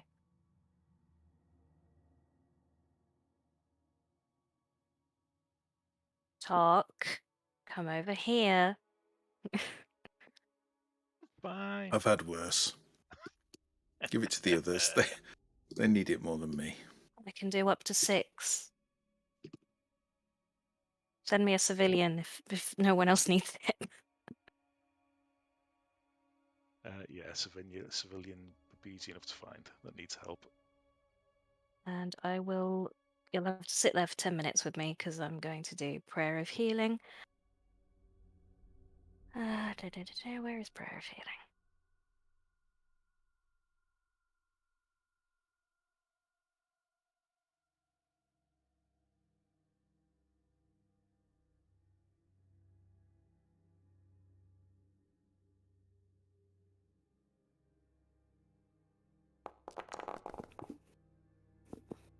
Ooh.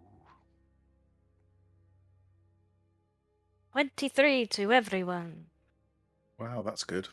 I did it at 4th level. All right, okay. I'm glad I came over now. Cool. Yeah.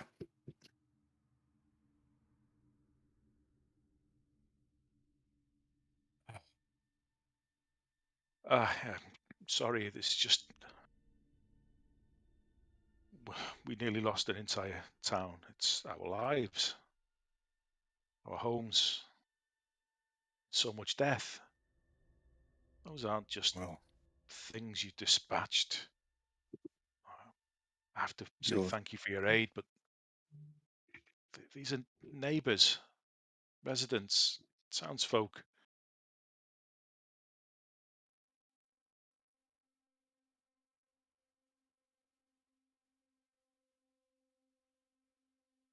You have my thanks, but forgive me if I don't celebrate. There's a great deal of work to be done. I appreciate that.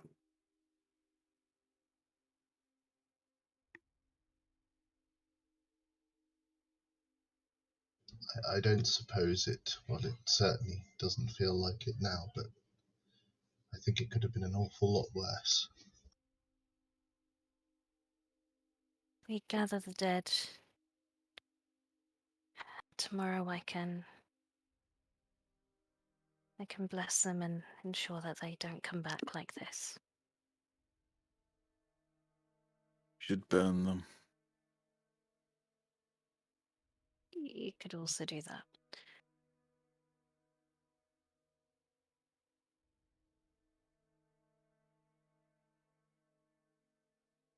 I guess we just wait for news of the other towns. I suspect they're all flattened. We can only hope the message got out and the people got out before that happened.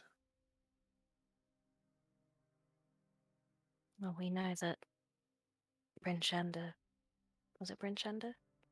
Still stands. As does most of Targos. But the others...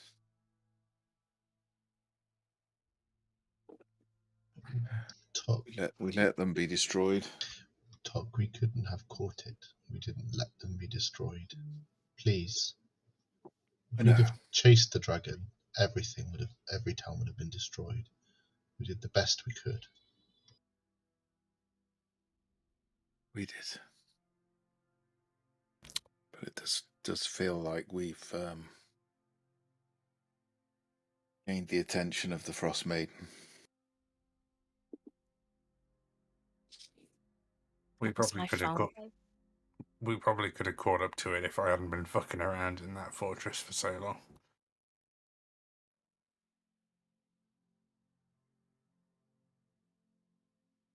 We were all looking for a way. Well, some of us were also looking for a way to stop the dragon, so we could have left sooner, but we know that now. We didn't at the time. We hoped to stop it before it got to any of the towns, so I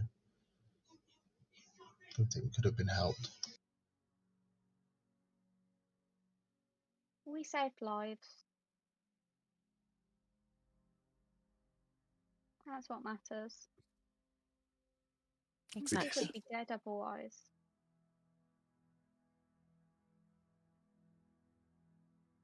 Yeah. I don't really feel like celebrating, but it's a good thing we did.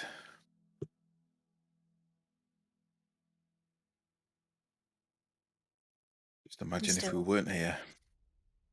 If you hadn't have all come with me north, this would all be gone now. And you goblins, if you hadn't have joined us, would all be gone now.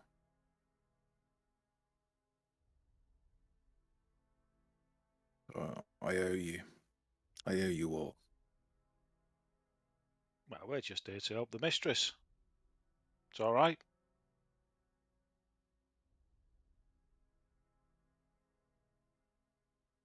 You don't owe us talk.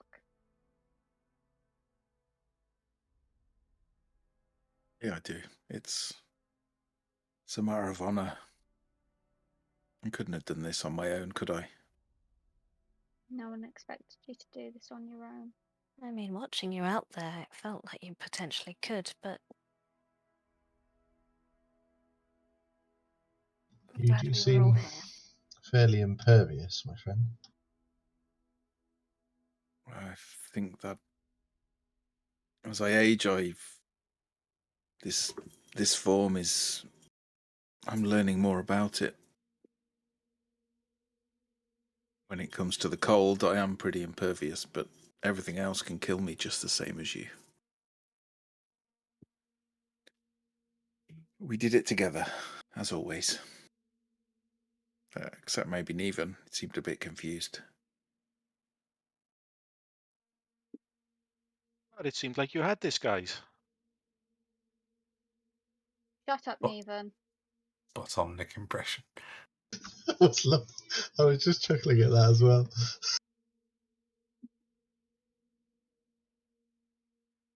Well, thank you for getting me back up, Tok. That was scary. It was scarier for me. Trust me. I'm glad Yes. you gave me that ointment. And now so am I. Hmm. Here, have another one. I'm going to give you another one. Okay. Just in case, you know. I mean, I don't want it to happen again, but it could, and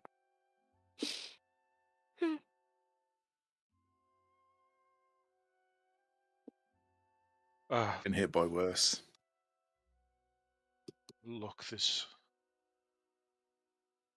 more structures upright than collapsed, and most of them are empty since we evacuated most of the town. There are a lot who chose not to evacuate and wanted to stay and defend their homes.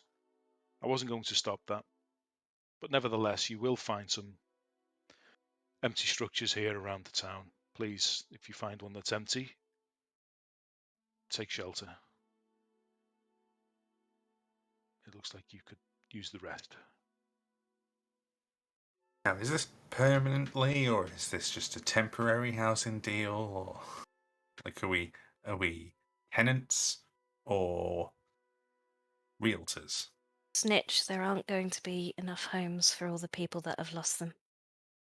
I think they mean that we can just stay here as long as we need to rest and recuperate. I don't think they're giving you a house, Snitch. I'm sorry. No. I'll find you a house. I've only ever lived in a tent.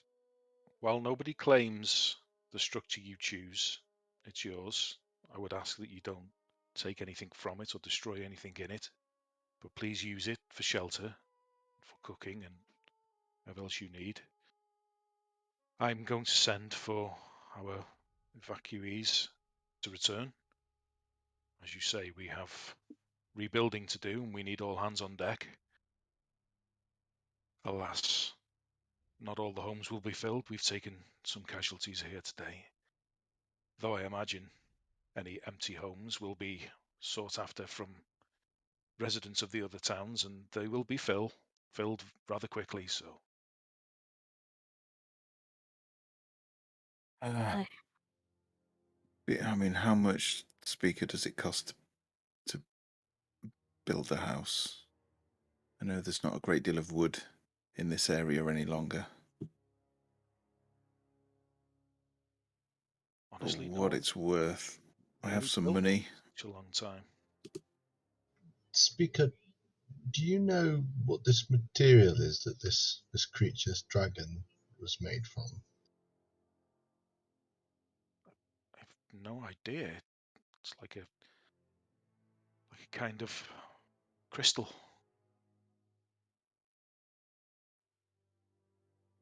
Seemed like something that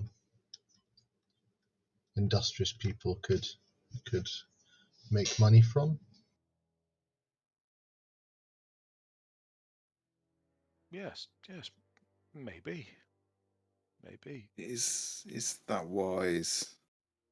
My personal feelings on this is we break it into pieces and we drop it to the bottom of the lake and never see it again.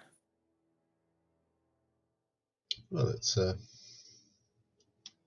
because whilst this stuff is available, then it's available for people like Zardarok who want to use it for ill intent and for power.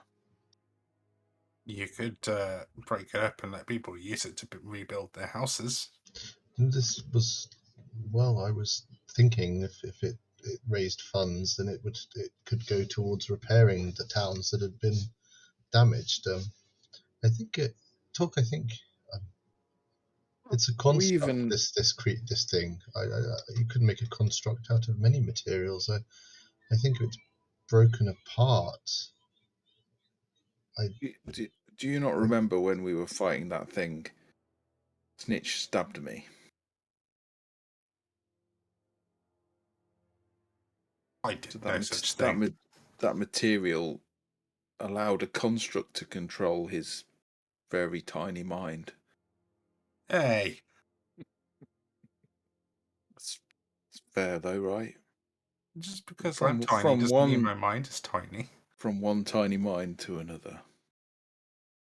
Just because a thing has power, it doesn't necessarily mean it's power for bad. You yourself are a powerful creature, Tok, but I've seen you do good. Hey, you understand this stuff more than me, but I'm just saying be cautious. We found a lot of this stuff and we disposed of it so that people couldn't get their hands on it. And now we have a huge amount of the stuff and you want to build houses out of it so that it's there for the taking for any other person to come and... I don't mean people should build houses from this stuff. I mean they should, if it's broken apart, it might raise funds with which the towns could be rebuilt. Trade, I'm thinking. Okay, well, I think you should research it properly, personally, but I intend to. I wouldn't know how to do it was a suggestion. I was making a suggestion to the speaker. I intend to research it in the morning. Perhaps we all could do the rest, but I must say, I agree in part. I think everybody is nervous with. He kind of glances over at it. In its current form, inanimate as it may be, I think everybody here would feel more comfortable with it in pieces. And if there are no objections, I will set a team on that immediately. It's a good idea, Speaker, but please don't dispose of the pieces just yet. Will you allow us some time tomorrow to study them? We will place it under guard. Do you know of anyone in the town that speaks Infernal? perhaps you don't know it. This is a long shot, I appreciate, but there are some interesting runes on the pieces of this dragon I saw earlier on, and I can't translate them. Why would anybody be speaking Infernal out here, sir? You never know. It's a long shot, but I thought I'd ask anyway. Not that I'm aware, my friend. There are lots of interesting people in these parts, I've discovered. I've only been here a few weeks, and I've found some very interesting companions. And you would ask him if he can understand Infernal and not me, the scholar? I'm offended. It was a general question, but do you? Well, no, but I have spells that could enable me to.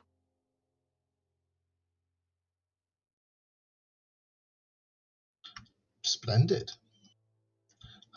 Just realised I do as well. Perhaps we can work together tomorrow and yeah, maybe. These two. Forgot I had that.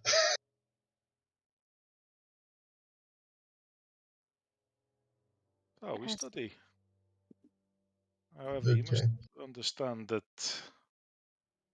the study of the dragon is not my primary concern now. A deal is a deal.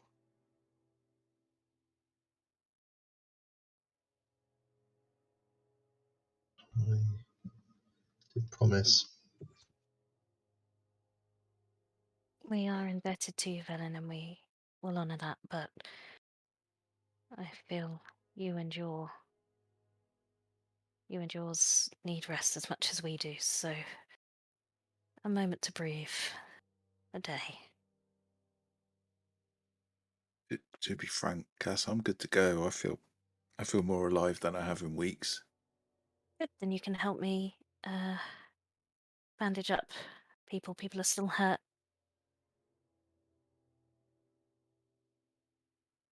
Okay, I'll do my best. I can help too. Yes, I did take some bumps and scratches myself in the fray. Nothing too concerning, of course. Don't worry. She puts a hand on one of her kobold companions, and you see its complexion go from a rich red, drains a little. It doesn't lose all colour, but it becomes much more faded and mute. And it gasps. Hey, what are you It's what okay. are you doing? This is good. I am okay now. We're happy. Everyone's happy. Just see Threadreader just shudders, like, what's the behind that? Disgust. Yeah, Tok will walk up. Oh no, it's okay. It's our honour. You feel better now, mistress? Yes, very much so. Thank you.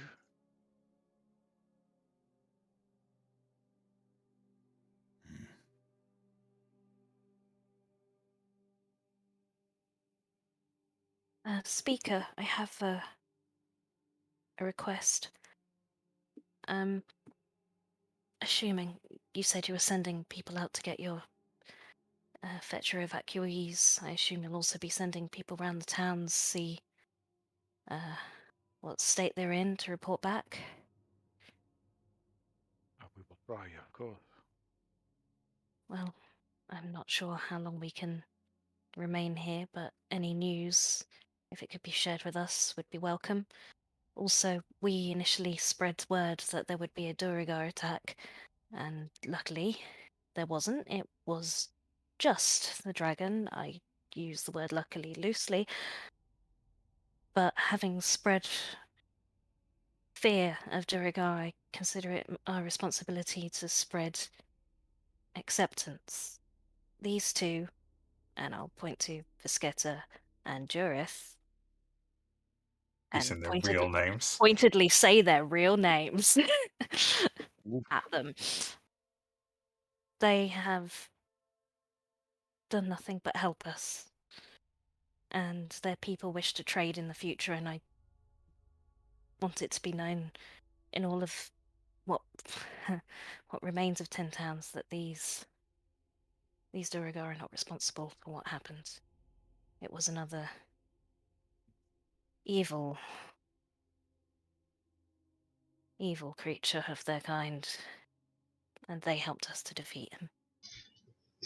Indeed, their mistress helped us overthrow the creature responsible for sending this dragon, and she wishes to befriend the towns and trade with you, and asked us to relay that once the recovery is in force. This is highly unusual, and if what you say is true, and I have no reason to doubt that, it will certainly be something I will consider, but we have a number of dwarvish residents among us, and we do significant and very important trade with the Dwarven Valley. That will not be looked upon kindly. Trade is a political matter to be dealt with when the towns are rebuilt, and I feel they are aware of this. I just don't want enmity to spread from this towards the entire race because of one evil man. There may be no better time to forge new friendships and trade deals than now, when you need materials, labour, more than ever. Persuasion with advantage, please. Whoever. Not me. I'll do it. Also, just because me and the other one are here, don't go and ask the goblins for help. They're all assholes. Oh, Yeah, oh wait, that's kind of advantage. I hard. only did one. Advantage.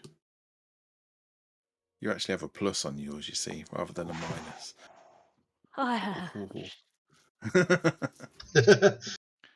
Well, stout folk, I thank you for your assistance. It's clear you have the respect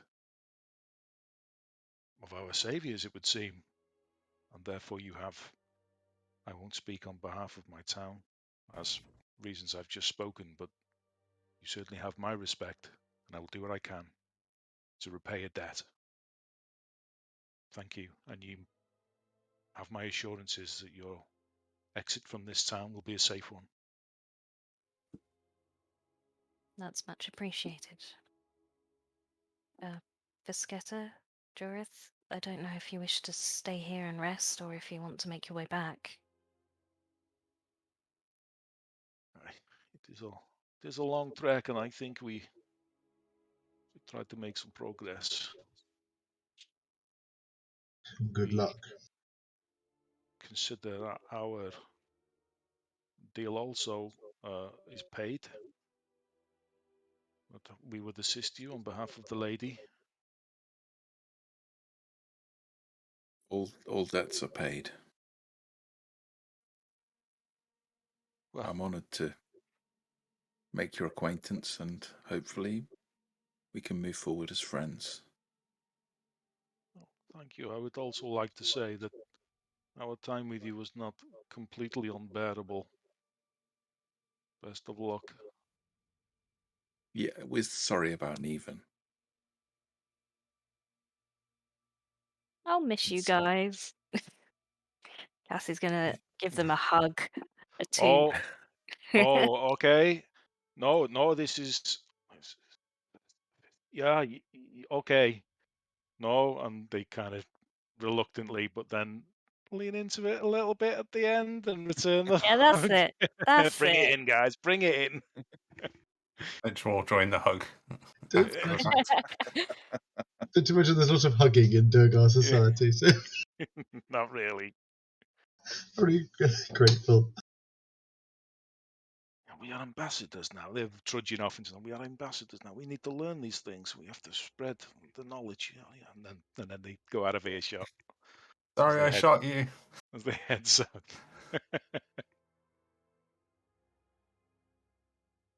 So proud of them. Oh, such good ambassadors.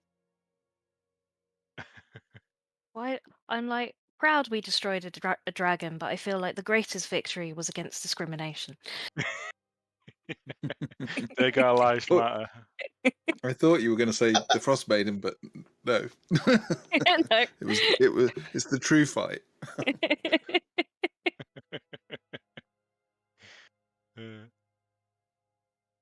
Cool, I'm gonna go heal people. I got 4 cure wounds left, 5 healing kits left. I'm gonna use them out. I'll Okay, so remove you them from my use inventory. shit. I don't even know if I kicked the clock off tonight. But yeah, you can spend the rest of the day healing people, trying to tend to the wounded. Anybody else want to do anything? Tok will search through the rubble of any buildings that have collapsed, checking people inside. Just literally bit by bit, we'll just be, throwing bits aside and working through the piles of rubble. Okay, easy enough for anybody that also wants to assist with that. I'm going to sit and supervise the people taking apart the dragon. Okay. Sort of just watch them doing it while I'm finally learning that invisibility spell from Zan's grimoire that I bought the bits for and never actually sat down to learn. Okay. Nice. Yeah, okay, you can do that. Yeah, you look at the folks that have come to disassemble this dragon, and I mean, disassemble is a very generous word. There are lots of hammers and pickaxes, and there's a lot of furious swinging. A lot more effort in the swings than is really required, and yeah, there's a separate battle going on there as part of this deconstruction, but it does take most of the night. You'll hear the pinging and the chipping of this dragon throughout the night.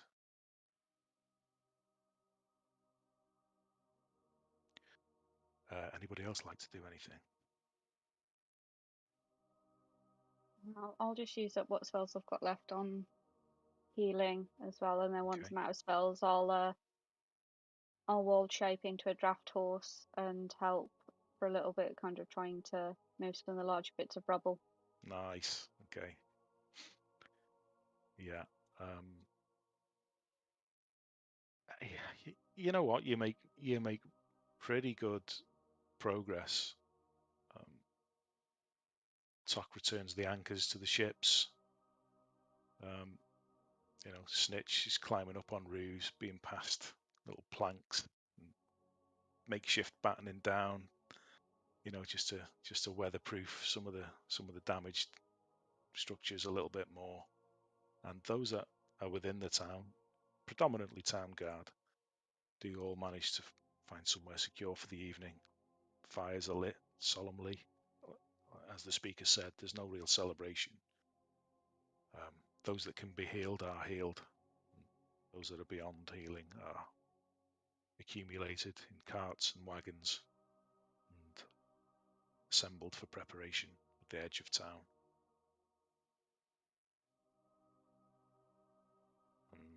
And I feel that in the years to come, the small children of the town will create a game out of finding the goblin swear words that are now written on all the random bits of like roof tiles and shingling the snitches put up. Yeah, goblin cock and balls on all the undersides of things. Maybe the occasional little sketch of a goblin somewhere. Yeah. Okay, if there's nothing else, you want to take a long rest for the evening? I think Tok would want to take an opportunity, hopefully when Neven wasn't around, to talk to the others.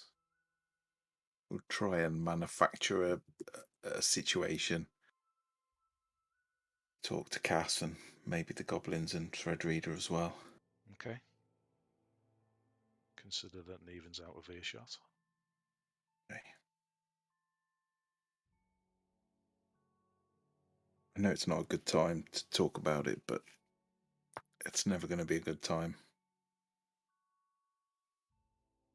I want to talk about Neven.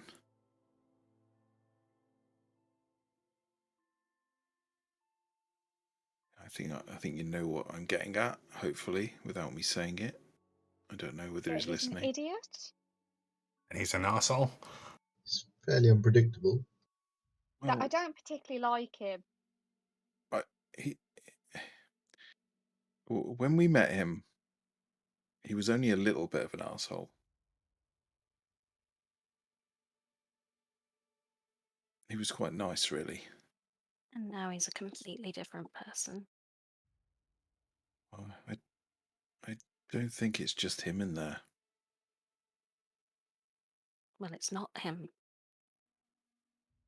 That's not my friend. No. I know you think he's chaotic and unpredictable and cold, and that's not the Neven we met. We see glimpses of the old Neven, but what if the Neven you met wasn't Neven? What if this one is? he's a shape changer, so we know that he has these different personas that he takes on, but that was more for survival. This is we were in Waterdeep. It's a long story, but there was a conspiracy. There was this stone that was horrendous. Cass held it for a time, and it made her ill, and she started to change. When we dealt with the problem, people far cleverer than me said that they could destroy it, and even wanted to help. They destroyed it. But apparently it contains something called an aboleth, or whether it contained it or a piece of it, I don't know, but I mean, it spoke to you, didn't it, Cass? Yeah, it was helpful at the time, but it felt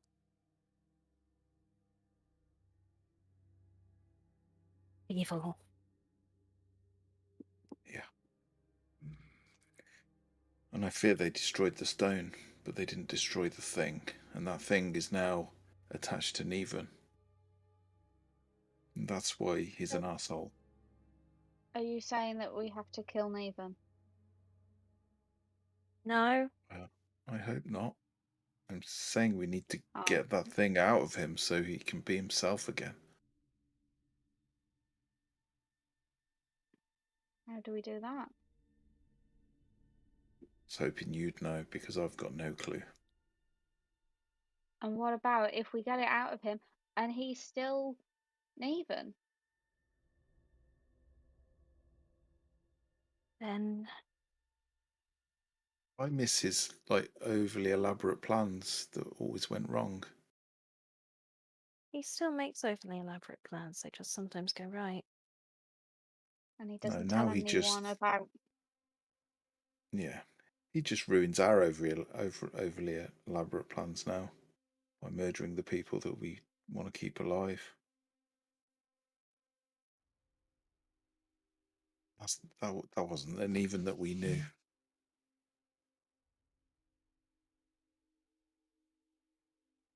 I really want to assure you that's not him. I really hope it's not him. Even if that wasn't, what if you can't get your Neven back? How do we know that this thing that's in him, if we take that out, he's not damaged beyond repair? Some people are just bad people. And some people are made that way. Well, if we think he is a threat to anyone other than himself, any good people of 10 towns, well, anywhere really, then we'll deal with it. I'm hoping it doesn't come to that. Okay. We're not talking about. No, you mean like put him in a prison somewhere, right? He'd get out of a prison. You know he'd get out of a prison. Prison wouldn't hold him. No. I'm not talking about prison. But it's not going to come to that. Because we've got Threadreader, we've got Velin, we've got Eris, and we've got UCAS. And I'm sure between you can figure out how to get that thing out of him, and then we kill it. We send it back to whatever place it came from.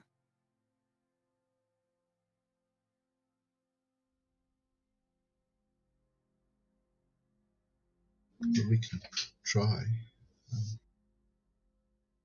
It's not something I know a lot about, but we can try.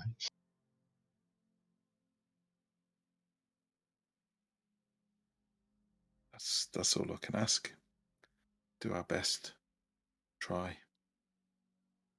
I want my friend back.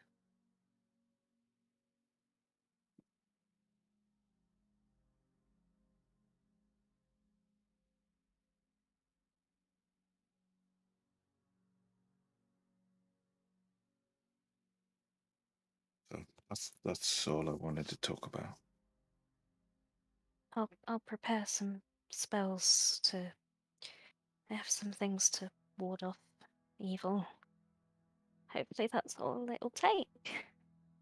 And we'll have our friend back, and we'll all be great. And you can see Cass is trying to convince herself. I can ask the stars if they can shed a little light on the matter.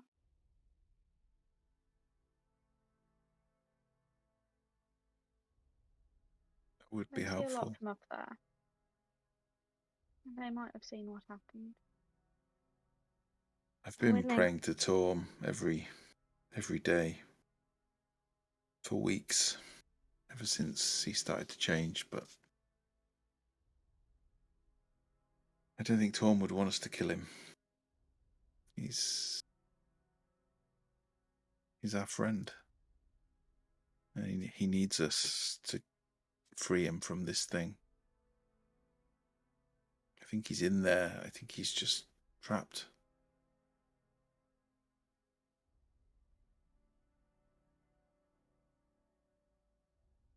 Can we let's stop talking about killing him? This has escalated really quickly. It could, like I said, first step we'll Talking try about not killing him, we need, whatever we do, it needs to be non-lethal to him, but lethal to the thing. What's it called? An aboleth?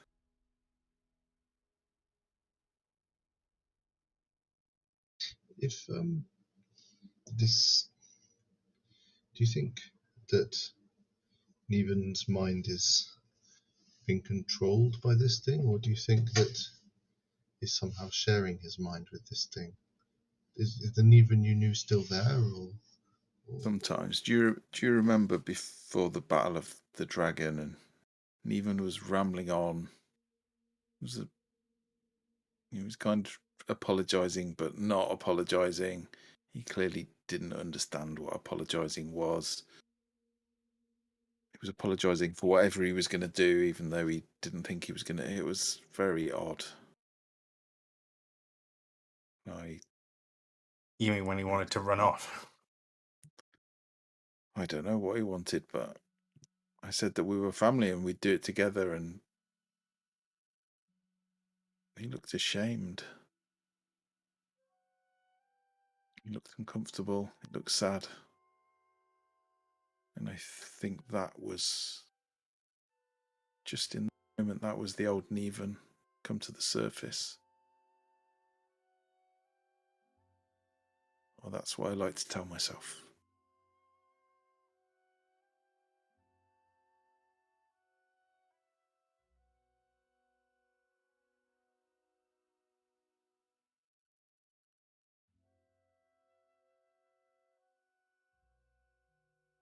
Well, I shall give it some thought. I can promise that much, and I shall do my best.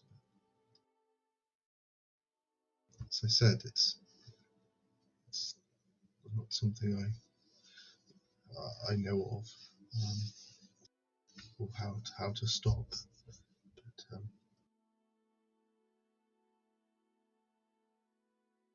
It's only going to get worse. We need to act, and soon. before he does something terrible. I mean, we already did something terrible because of him. We killed all those Durgar, some of which were trying to help us, because he ignored the plan and intentionally started the fight. More than just ignoring the plan. He could have got all of us Openly killed. pissing on the plan. Yeah. He's quite fortunate that that didn't end up worse than it did. In that moment, I mean, obviously, everything that's happened since has been dreadful, but if we had no way of knowing that the whole fort wouldn't turn on us at that point, so it could have been a lot worse. I would have just been running around as a spider, not knowing what had happened, and then I could have found you all dead. All of you dead. And I'd have been alone again. I don't like being alone. I don't want to be alone again, and I don't trust him to mean that that isn't going to happen.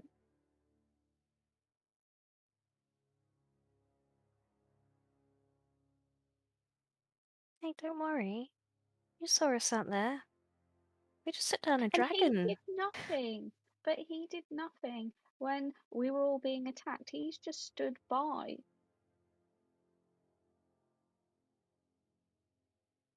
He's detached from the world. He's not seeing it the same as we are.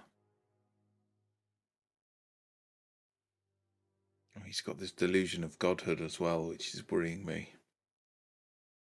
We're looking out for him, and we're talking about this, and we do the same for you, Eris. Don't worry. We'll all be okay. We just need to help him through this.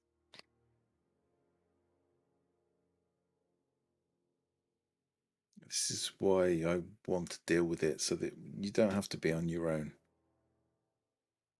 He'll be back to his old self.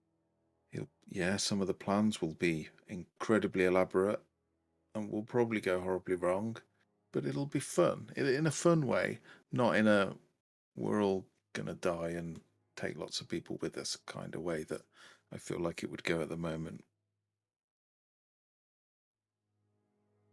If anyone can do this, we can. I'm kind of not sure what my part will be, but tell me and I'll do it. Yeah, I don't exactly think there's much I can contribute to this either. So.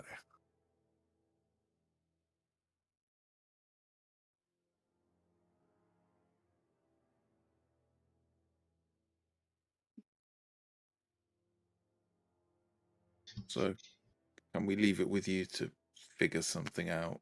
Snitch and I will just wait for the plan. I'll make sure he doesn't kill us in our sleep. Yeah. I don't think he will, because even though he's got this weird worldview, I think deep down he knows that he needs us. He can't wander around here on his own. None of us can. We'd all be dead if we were alone.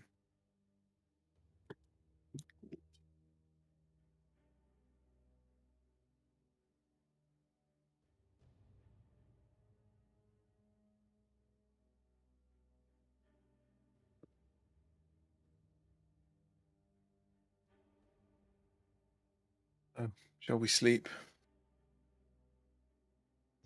Yeah.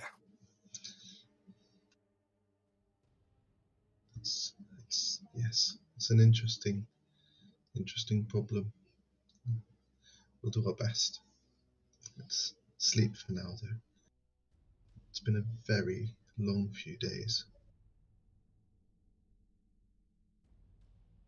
Okay. Yeah. You find a. It's a little cottage that's got some damage, but it's enough to keep the weather out of most of the rooms, and that's where you can set up your camp beds. And fortunately, one of the rooms that's weatherproof is one with a fireplace. You can light the fire there. You all sit around it, talk into the evening. I don't know if anybody wants to take watches or. Possibly Take a still a good watch idea. if you want to. Yes. Hopefully it'll be okay, but Can't be sure that more of those walkers don't show up. It's probably better to be safe than sorry. Okay, who's taking watches? Snitch will take a watch. So take a watch. Thread reader will. yeah, no, Tot will. Turn it watch. Eris will cry. Eris will Okay, cry who's first? herself to sleep. Okay. Oh,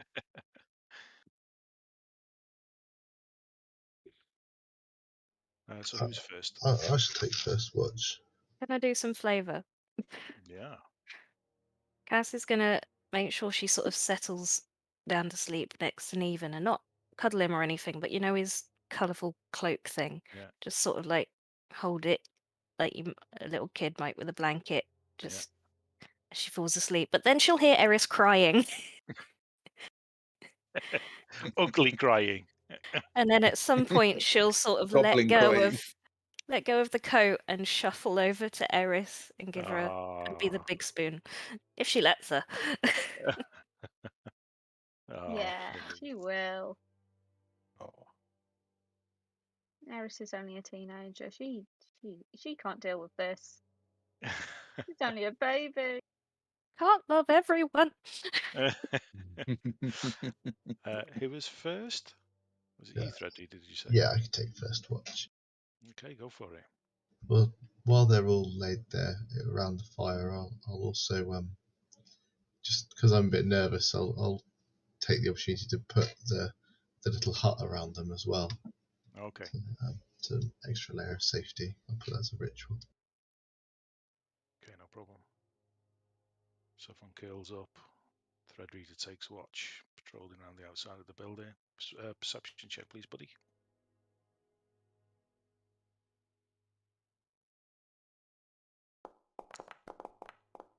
So, okay. The first few hours of your watch, there's still quite a bit of activity through the town with people. You hear people dragging, still moving pieces of collapsed building. It's much less and less frequent now, but some people are trying to repair their homes. It's the only home they've ever had, and there's a lot of sentimentality attached to some of these buildings and belongings. And again, in the background, you can hear this ting, ting, ting of the various residents taking shifts, chipping away at this dragon corpse out towards the outskirts of the village. But yeah, a few hours pass, and the sky darkens more, becomes a little more bruised, purplish, and just see the beginnings of the aurora begin to take shape. And who do you wake up? Who else said they take a watch? Did Snitch say he was going to take a watch? Yeah. Everyone except Eris, basically. Okay. I'll wake Snitch. And oh, by the way, I can't remember if you said you were going to have this earlier on, and I'll hand him the puafui before I go to bed out of my pack. Right, yeah, the cloak thing. Oh, thank you. I'll immediately cram that into my bag since it doesn't do great with sunlight. Okay. Lay down, go to sleep. Perception from you, please, Snitch. Oh dear. Another 12. +8 to perception. That's insane. Yeah, I've got expertise on it because of I think like rogue skill things. I can't remember what it's called. Awesome. Yeah, you are no strangers to seeing the aurora. It's been blighting the sky, although it's beautiful. You know it's Shit. associated with this eternal, never-ending, biting cold, and you do look up at it through the course of your watch, cast out to the horizon, see none of those baleful lights that you know are associated with those damn zombie creatures, whatever they were. You see none of those shambling around, and you're quite glad of it too. The conversation about Neven disturbs you a little bit. You don't really know him, but you know what you need to know about him. He's an arsehole. He's an arsehole, and you look over to the arsehole, and he's stirring.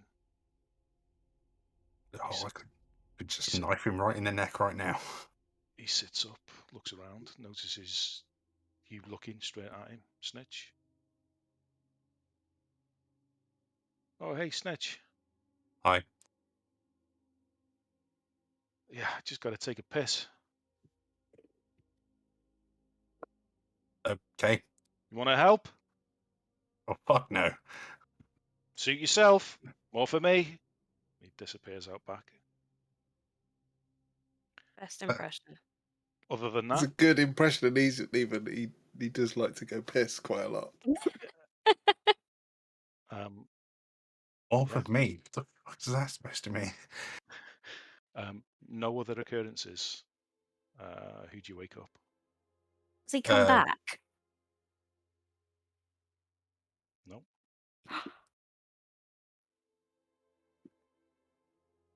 Yeah, I'll kick Tok awake. And be like, hey, Neven got up to go to piss earlier, and he asked if I wanted to help, and I said no, and he replied with, more for me, and I don't know what that means. It's really weird. Well, you woke me up for that. Well, I mean, it's been a few hours. So it's your turn. He hasn't come back for a while. So it's your turn to take watch.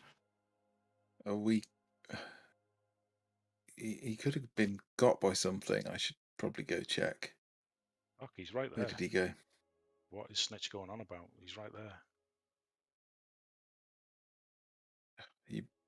Did you fall asleep on your watch? No. Well, who's that? Your wife's seen Neven. You do. Well, I never saw him come back.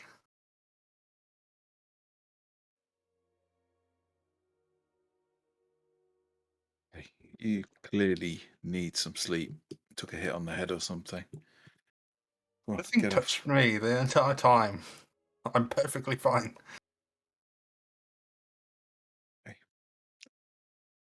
Okay. See you in the morning.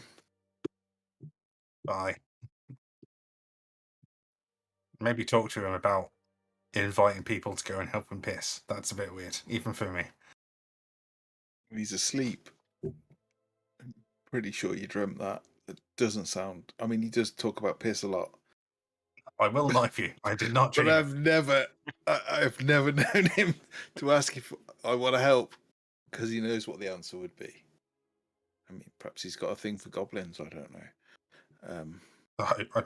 The way he's treated me in Eris, I'd very much be surprised. It might not be a healthy thing for them.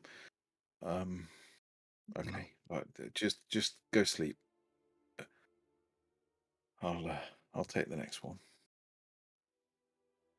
Perception for you, Tok, please. Come on, Turnip. Come on.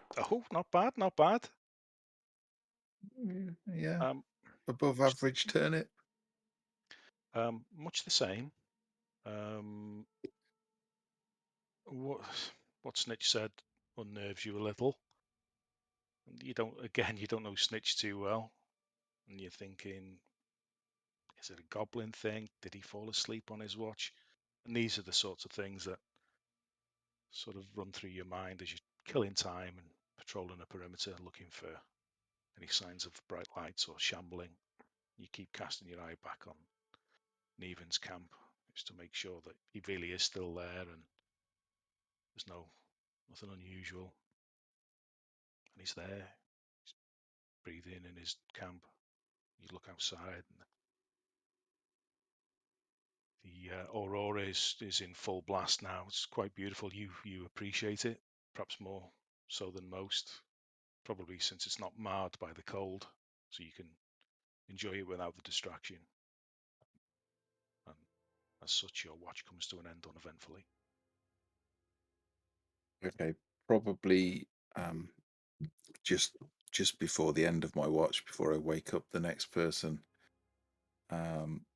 he would probably just stand outside looking at the aurora and just in his head, not out loud, but just say a little prayer to Torm and just ask him to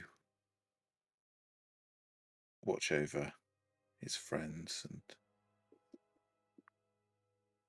he has a feeling that there's a bigger fight to come.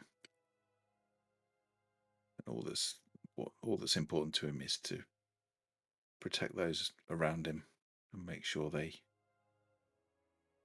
survive. Okay, noted. And then he will very gently wake up Cass. Okay. Hey, Cass. Mm. It's your watch. Mm. The last one, I'm sorry. And she'll unfurl herself from Eris and, take up watch. Whimpers in her sleep. Oh, Tok will put his fur cloak over Eris and then just go and lie down. She'll snuggle into it a little bit. Yeah, it's probably massive. So 25, wow. You remembered that you'd intended to keep a close eye on Neven, hold on to his cloak, and that you'd said forget it, need to comfort Eris and prioritise that. But now that you're awake and on watch, you can't help but think back to everything you spoke about. Everybody's concerns, everybody's suspicions, and you know what Tok wants you to help. As the spellcaster, you're thinking about things you know, what spells you could possibly use, going through that sort of thing. That's the sort of thought process you have, and you're just watching Neven sleep, less focusing on the outside. And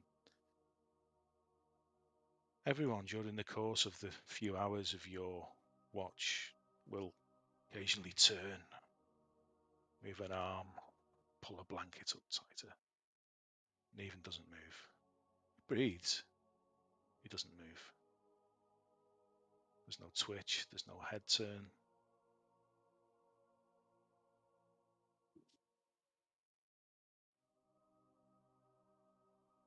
Okay, I don't do anything. I mean, I'm 100% telling Tok in the morning.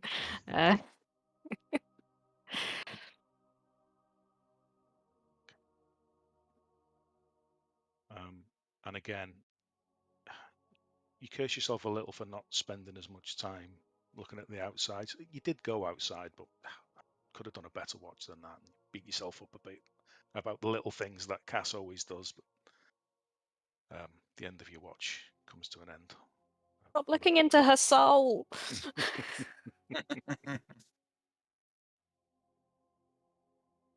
Neven, if you're watching the stream, you can't move.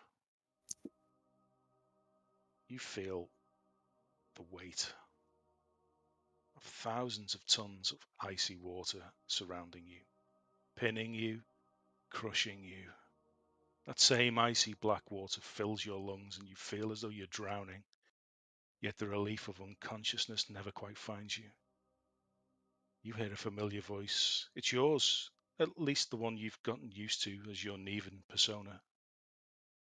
Neven, I must say I'm quite disappointed. We had a deal and I had expected you to honour it. At the ritual in Waterdeep, you showed me, just for a split second, what you truly desired. And I was the only one who could give you what you wanted. I think I have held up my end of the bargain quite fairly. You haven't been troubled by any spirits since we joined forces, have you? And I know that you've certainly enjoyed playing with your new gifts. That's clear to me. I just needed you to have your friends trust you implicitly, become more malleable, so that they might also join our cause. And yet at every opportunity, you push them away, make them wary of you, make them distrustful of us. I even offered to take over for some time, give you more of the peace you so desire, but you have resisted me at every attempt. My patience is unfathomable to one such as you, changeling. Nevertheless, it seems inevitable that we must part ways, and I must find alternative means to make meaningful progress in these lands. Oh, and don't you worry about reneging on our deal. I have had just enough time for me to take what I really needed from you anyway. Sleep tight, Neven. You have busy days ahead. And Neven's form, unseen by anybody, his changeling form, skin, melts silently, reforms, and Neven's face doubles and lifts from his body and sits up and looks at Snitch. Just going for a piss, Snitch. Morning finds you all. What would you like to do? Apart from pick my chin up off the desk. Yeah, I thought Veronica's camera had frozen for a second, but no, Veronica's frozen. I want to punch you, Steve. Whoa. I want to punch you in the face. I mean, I Wicked. assume That we'd was all wicked. get up as normal, Yeah. and at some point, Neven's not getting up? He doesn't wake. I'm going to go back and kick him. Get up, you fucker. He doesn't wake.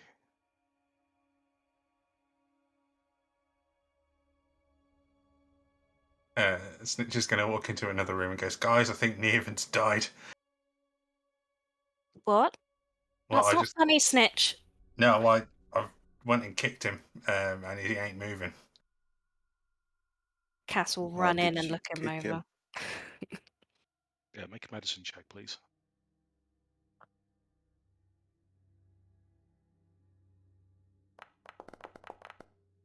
Okay, fair Oh, enough. come on, Lavanda.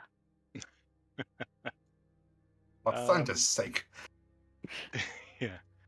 I mean, you might not know the exact medical term, but you would approximate this something like a coma. I mean, you can see he's breathing, all his vitals are okay. He just won't wake up.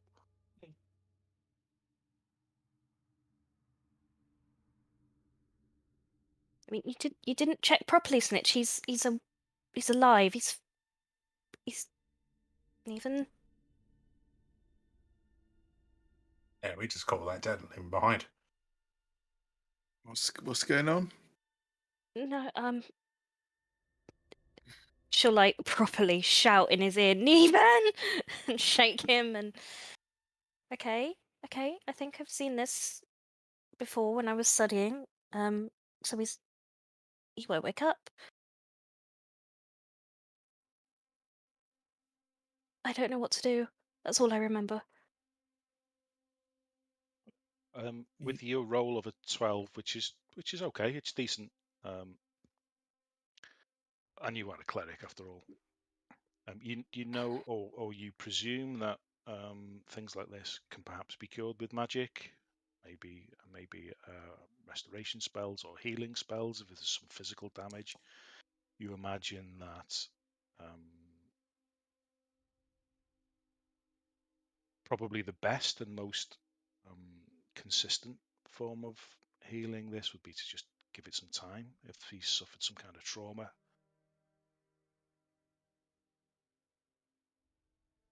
Anyone see anything in the night?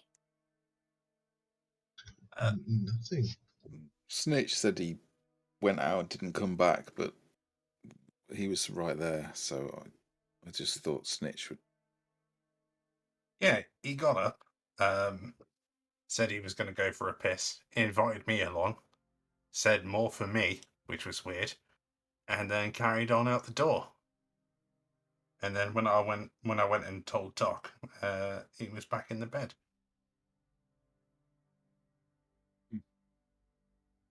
Well, he wasn't.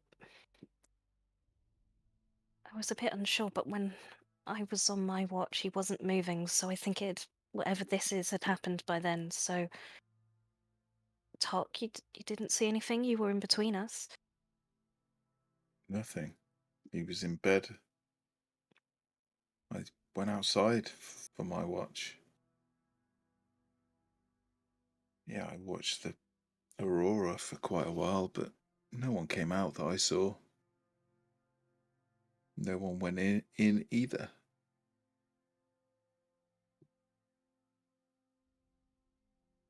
Okay, this is weird, but with a little The time, timing seems very odd.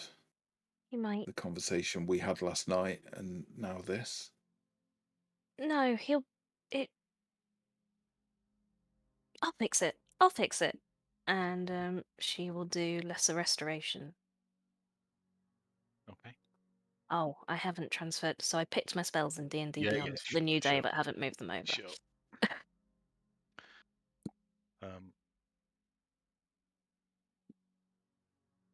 Yeah, you see him stir a little more, and comes to somewhat. He's very, very groggy, very incoherent.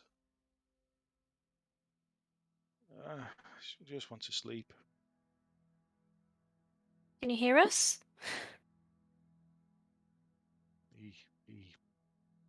It would appear that he's in more of a sleep now, real deep sleep. Think your worst hangover.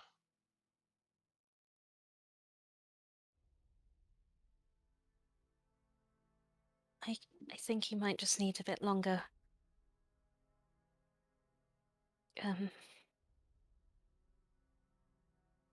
Arius, are you finished with that cloak?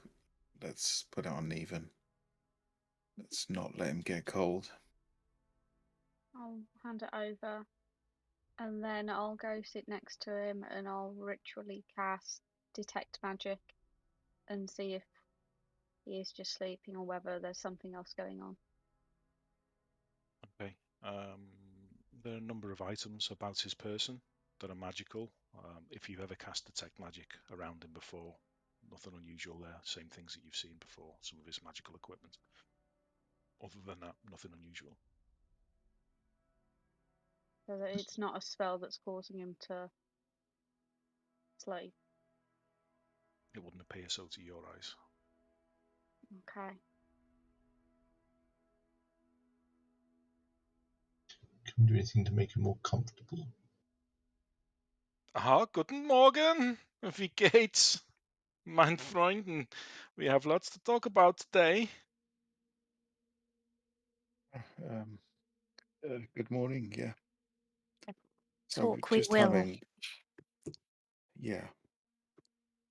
I didn't hear the celebrations. I see your friend maybe drank a little too much. I was expecting an invite if you had, but never mind. Me and my friends can celebrate in our own way. No, Nah, he's dead. He's dead. He's not dead, Snitch. Our friend isn't well. Oh, I'm sorry to hear. Like I say, if she cannot handle his drink, then No, maybe a not late that start kind of today, but unwell. it's okay. Yeah, we didn't celebrate last night, so please don't take offence that you weren't invited. There was nothing to invite you to.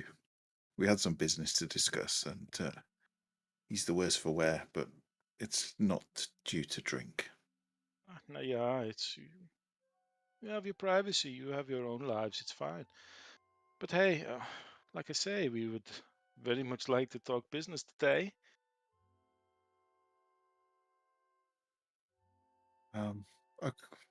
Okay, I guess we could do that over breakfast. He needs to sleep, though. We should Perhaps let him rest. I want to try one more thing, just in case it's still inside him. And she's going to do protection from evil and good. Against aberrations. Okay.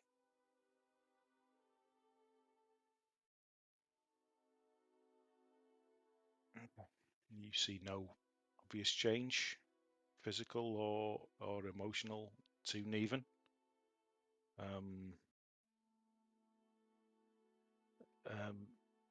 The REM, the rapid eye movement of his sleep, kind of subdues a little. So it seems a bit more of a comfortable sleep for him. But I wouldn't say that there was a specific catalyst that your spell took hold of and acted against. You might, if you're watching, unexpectedly see Cass just smile. I think it's gone. How? Not me. But I didn't feel it. Maybe Neven did something. Maybe he's been fighting it the whole time. It made me feel very tired when... I don't know how to describe it, when it was with me. In my head. Maybe it's just that. Yeah, let's have breakfast, let him sleep. It's been with him for weeks, so you know how tired it made you just over a few days. I do. Snitch, please. Okay, I'm going to... We don't have to do this now, but I'm going to show you how to check a pulse. Because for a moment there... I was really scared. Oh, goblins usually we just jab people, and if they scream.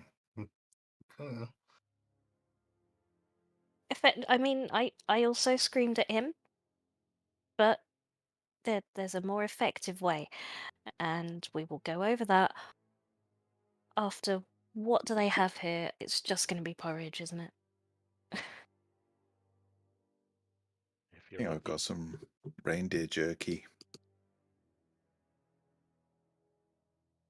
Are there still any stars? Is there any sign of the aurora at all? Some kind of star-like entity in the sky, or is it just cloudy morning again? If you need it for the purposes of something, yeah. But they'll be quite faint. Okay. So while all that's going on, I would like to try and sneak out of there without anyone really noticing. Okay. Make a stealth check if you like.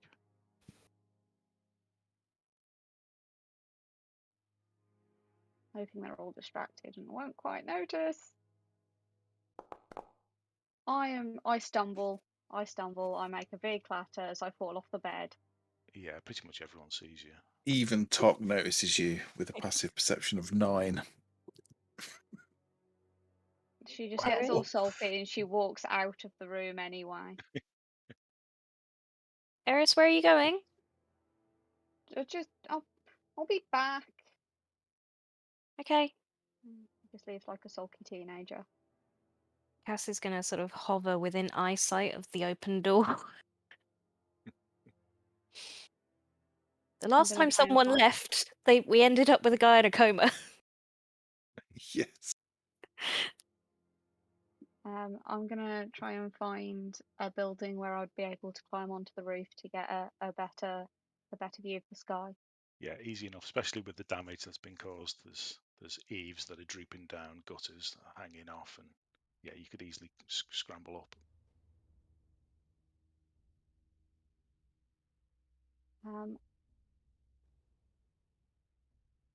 I would like to lay down on the roof and grab hold of my little around my neck I've got a kind of a twine that's affixed to what looks like a glass disc. Mm-hmm. And if you just look at it, it just looks like a murky glass disc. But if you hold it up to a light, you can see that there's little constellations marked in it. Okay. I'm gonna hold on to that. All of the scars on my body start to shimmer slightly, and I'm going to cast divination.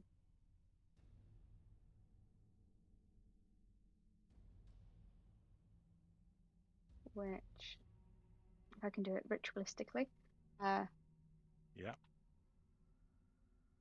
it does have a 25 gold, but it's a sacrificial offering appropriate for your religion. I've been trying to figure out what that could be because I'm not religious. Okay. So could it just be 25 gold? Sure. I'll let that happen, or I'll make it silver so it looks a little bit more sparkly. Okay. And as part of that, just talking to the stars, I'll say, thank you for watching over me. I found people, friends maybe, and I want to help them. Maybe if I help them, they'll let me stay with them. I don't want to be alone again. Do you think you could tell me, please just tell me, how do we stop the thing that's been controlling Neven? How can we stop it?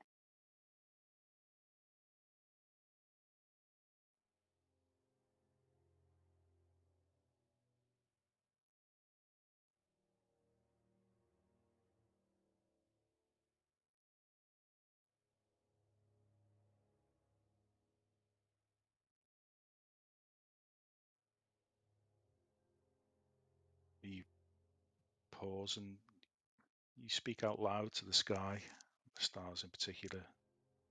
You hope you've caught them in time.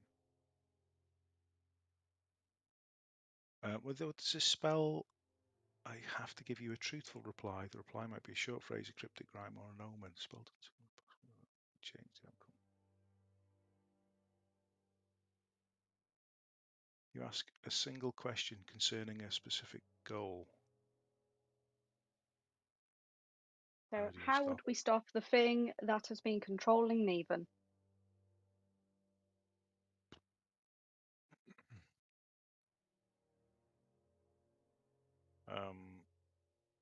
You've always had an affinity with the stars in the night sky, and although they're less clear now as some of the mist of the daytime begins to take over, you do see the faded light of some of the stars that you recognize, some of the constellations. And in your mind's eye, you've always been able to just automatically link the lines between the stars to form those constellations. And there you see one that you've always seen, but your focus is drawn to it, and it's the sword.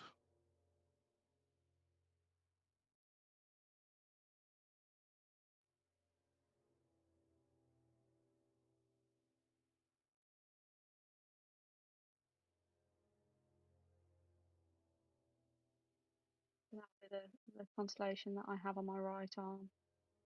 So I'll just focus on that for a while.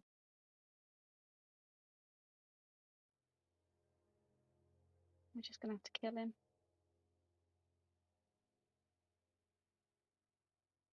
And then she'll climb back down and she'll go back into the house. Okay.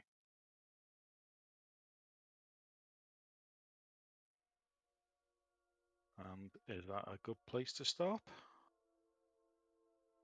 2 minutes to 10. Not bad. Good as any. Okay, Wow. very good. That Thanks, was, everybody. That was amazing. I'm still a bit Yeah, it was. sort of taken aback. Yeah. That was awesome. from start to finish. Thank you, Steve. Thank you very much. Playing. Yeah, you got off everyone's lightly with camera. that It looked dragon, like so I had to yeah, throw a bit extra in. that was pretty hairy. I have to be honest, things are nasty. I'm not sure I would rather have the dragon back right now. Yeah, It was much easier. I don't yeah. remember the last time Cass went down. You do now. That blind is awful. I couldn't use warding flare. I could barely use any spells. Well, the first 3 rounds of combat, I think half of the rounds of combat, I didn't do any hits. I was just getting hit. So I ran in, I used the chromatic warding, which gave me immunity to cold, which without that, I would have been down in no time at all. I would have been down, even with resistance to cold, I would have been down easily. Yeah. So took a pummeling because I couldn't do anything. And then you went down, and I basically took a pummeling so I could heal you. And then we finally got rid of those 2, and then it was going to help Snitch, but again I had to dash, so I wasn't actually dishing the damage, I was just taking it. but it was good. It was very good. Yeah, he was doing his job. I remember you were umming and ahhing about buying that ointment. Oh, it's a bit expensive. I remember, but that's been clutch a couple of times, hasn't it? Really good. Yeah. How much of it is left? There were 5, and I gave 4 out, so there should still be 4 left, unless someone used one, then I can't remember. Don't know. Well, you gave me another one, so I will you've not got lose my that. one now. So I better make Sorry, mate, go on. No, so I thought about dishing things out. I thought better make a point of giving that cloak to Snitch, because we talked about it about 3 times. I don't remember actually giving it to him, so I thought, well, I'm going to give it to him. I think I've installed that module. I haven't checked though. The one that Matt had where you can give stuff. Oh yeah. Oh no, I don't think I have. Let's have a look. No, I don't think so. I haven't. I have, but I haven't just enabled need to the module. Yeah, I just need to enable it. It's good. It's good that. Yeah, it is good. Well, when we played last night, I noticed someone gave something to someone else, which I was like, oh, that's good. Yeah. That was great. And streaming, because I'll just pop them credits up on there. Yeah, I shall stream. Anyone that's watching, thanks very much, Nick. If you watch this back, hope you had a good birthday. And happy birthday! Happy birthday! Yeah. Here's an aboleth. Yeah, what a birthday present. Goes to Strahd and just goes to Strahd next week, isn't it? Nothing says happy birthday like Catatonia. Exactly. Nothing says birthday celebrations like a coma in the morning. Making one of the party members thinking you have a piss fetish or something. Come on. And a tiny goblin that now thinks her somewhat divine duty is to murder you. Will she? Yeah. Find out next time. She might have slightly misread that that omen. Yeah, just slightly. She is fairly extra. She asked how to stop it. The answer was the sword. She thinks it's still in him. She's not completely convinced. That moment was both really weird and simultaneously very Nick, all at the same time. It was a good and even impression. I tried to channel my Nick. The piss comment was perfect. That was just so even. Just the fact you went, do you want to come and do you want to lend a hand? And it was like, no, more for me. Like, what? Yeah, the intention was, what do I need to say to make sure nobody follows me? Definitely did it. Would have been a danger. So there's another Neven out there now. So there's 2 Nevens. basically something else that can shape change. Maybe. It's evil Yeah. Neven and slightly less evil Neven. Shape changing Yeah. Aboleth. Oh, There's evil there's Neven like and asshole Neven. have I just full homebrewed a sugar new evil monster? and evil diet's evil. Yeah. Incontinence, Neven, and Not incontinence. He got up to let it go. this is true. If anything, the real Neven probably pissed in his sleeping bag because he was in a Yeah. coma.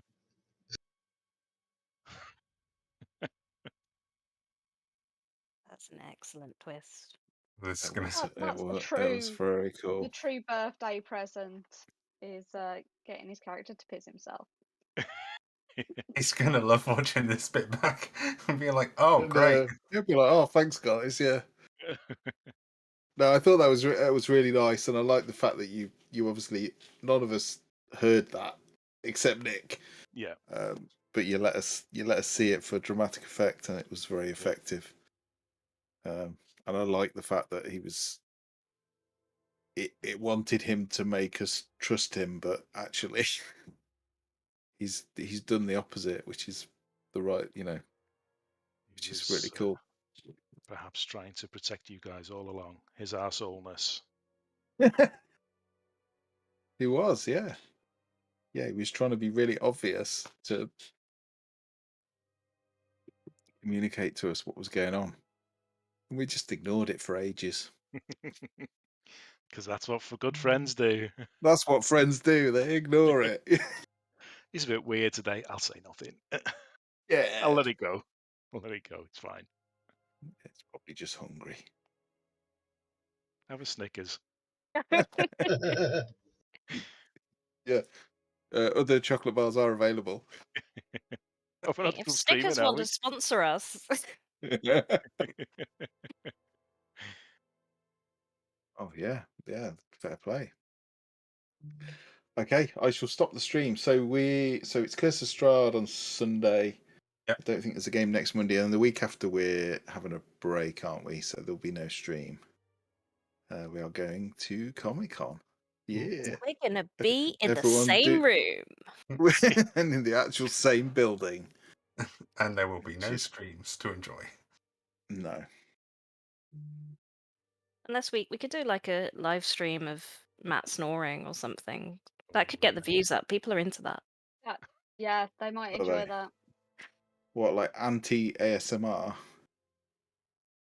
It's like it's the complete polar opposite of ASMR. It's just really irritating noises. For someone, it will work. Someone will love it. There will be someone who properly gets their rocks off to it. Yeah, snore fetishist somewhere. You're making someone very happy. Slightly disturbed now. You never know, Matt. It might be nothing to do with the stream, and they might be sleeping in the bed next to you. Matt's now afraid to sleep. So that's whoever shares with Matt. The snoring is cured. You wake up in the night and there's a light on a phone. And you're like, "What are you doing?" You're like, "I'm just streaming."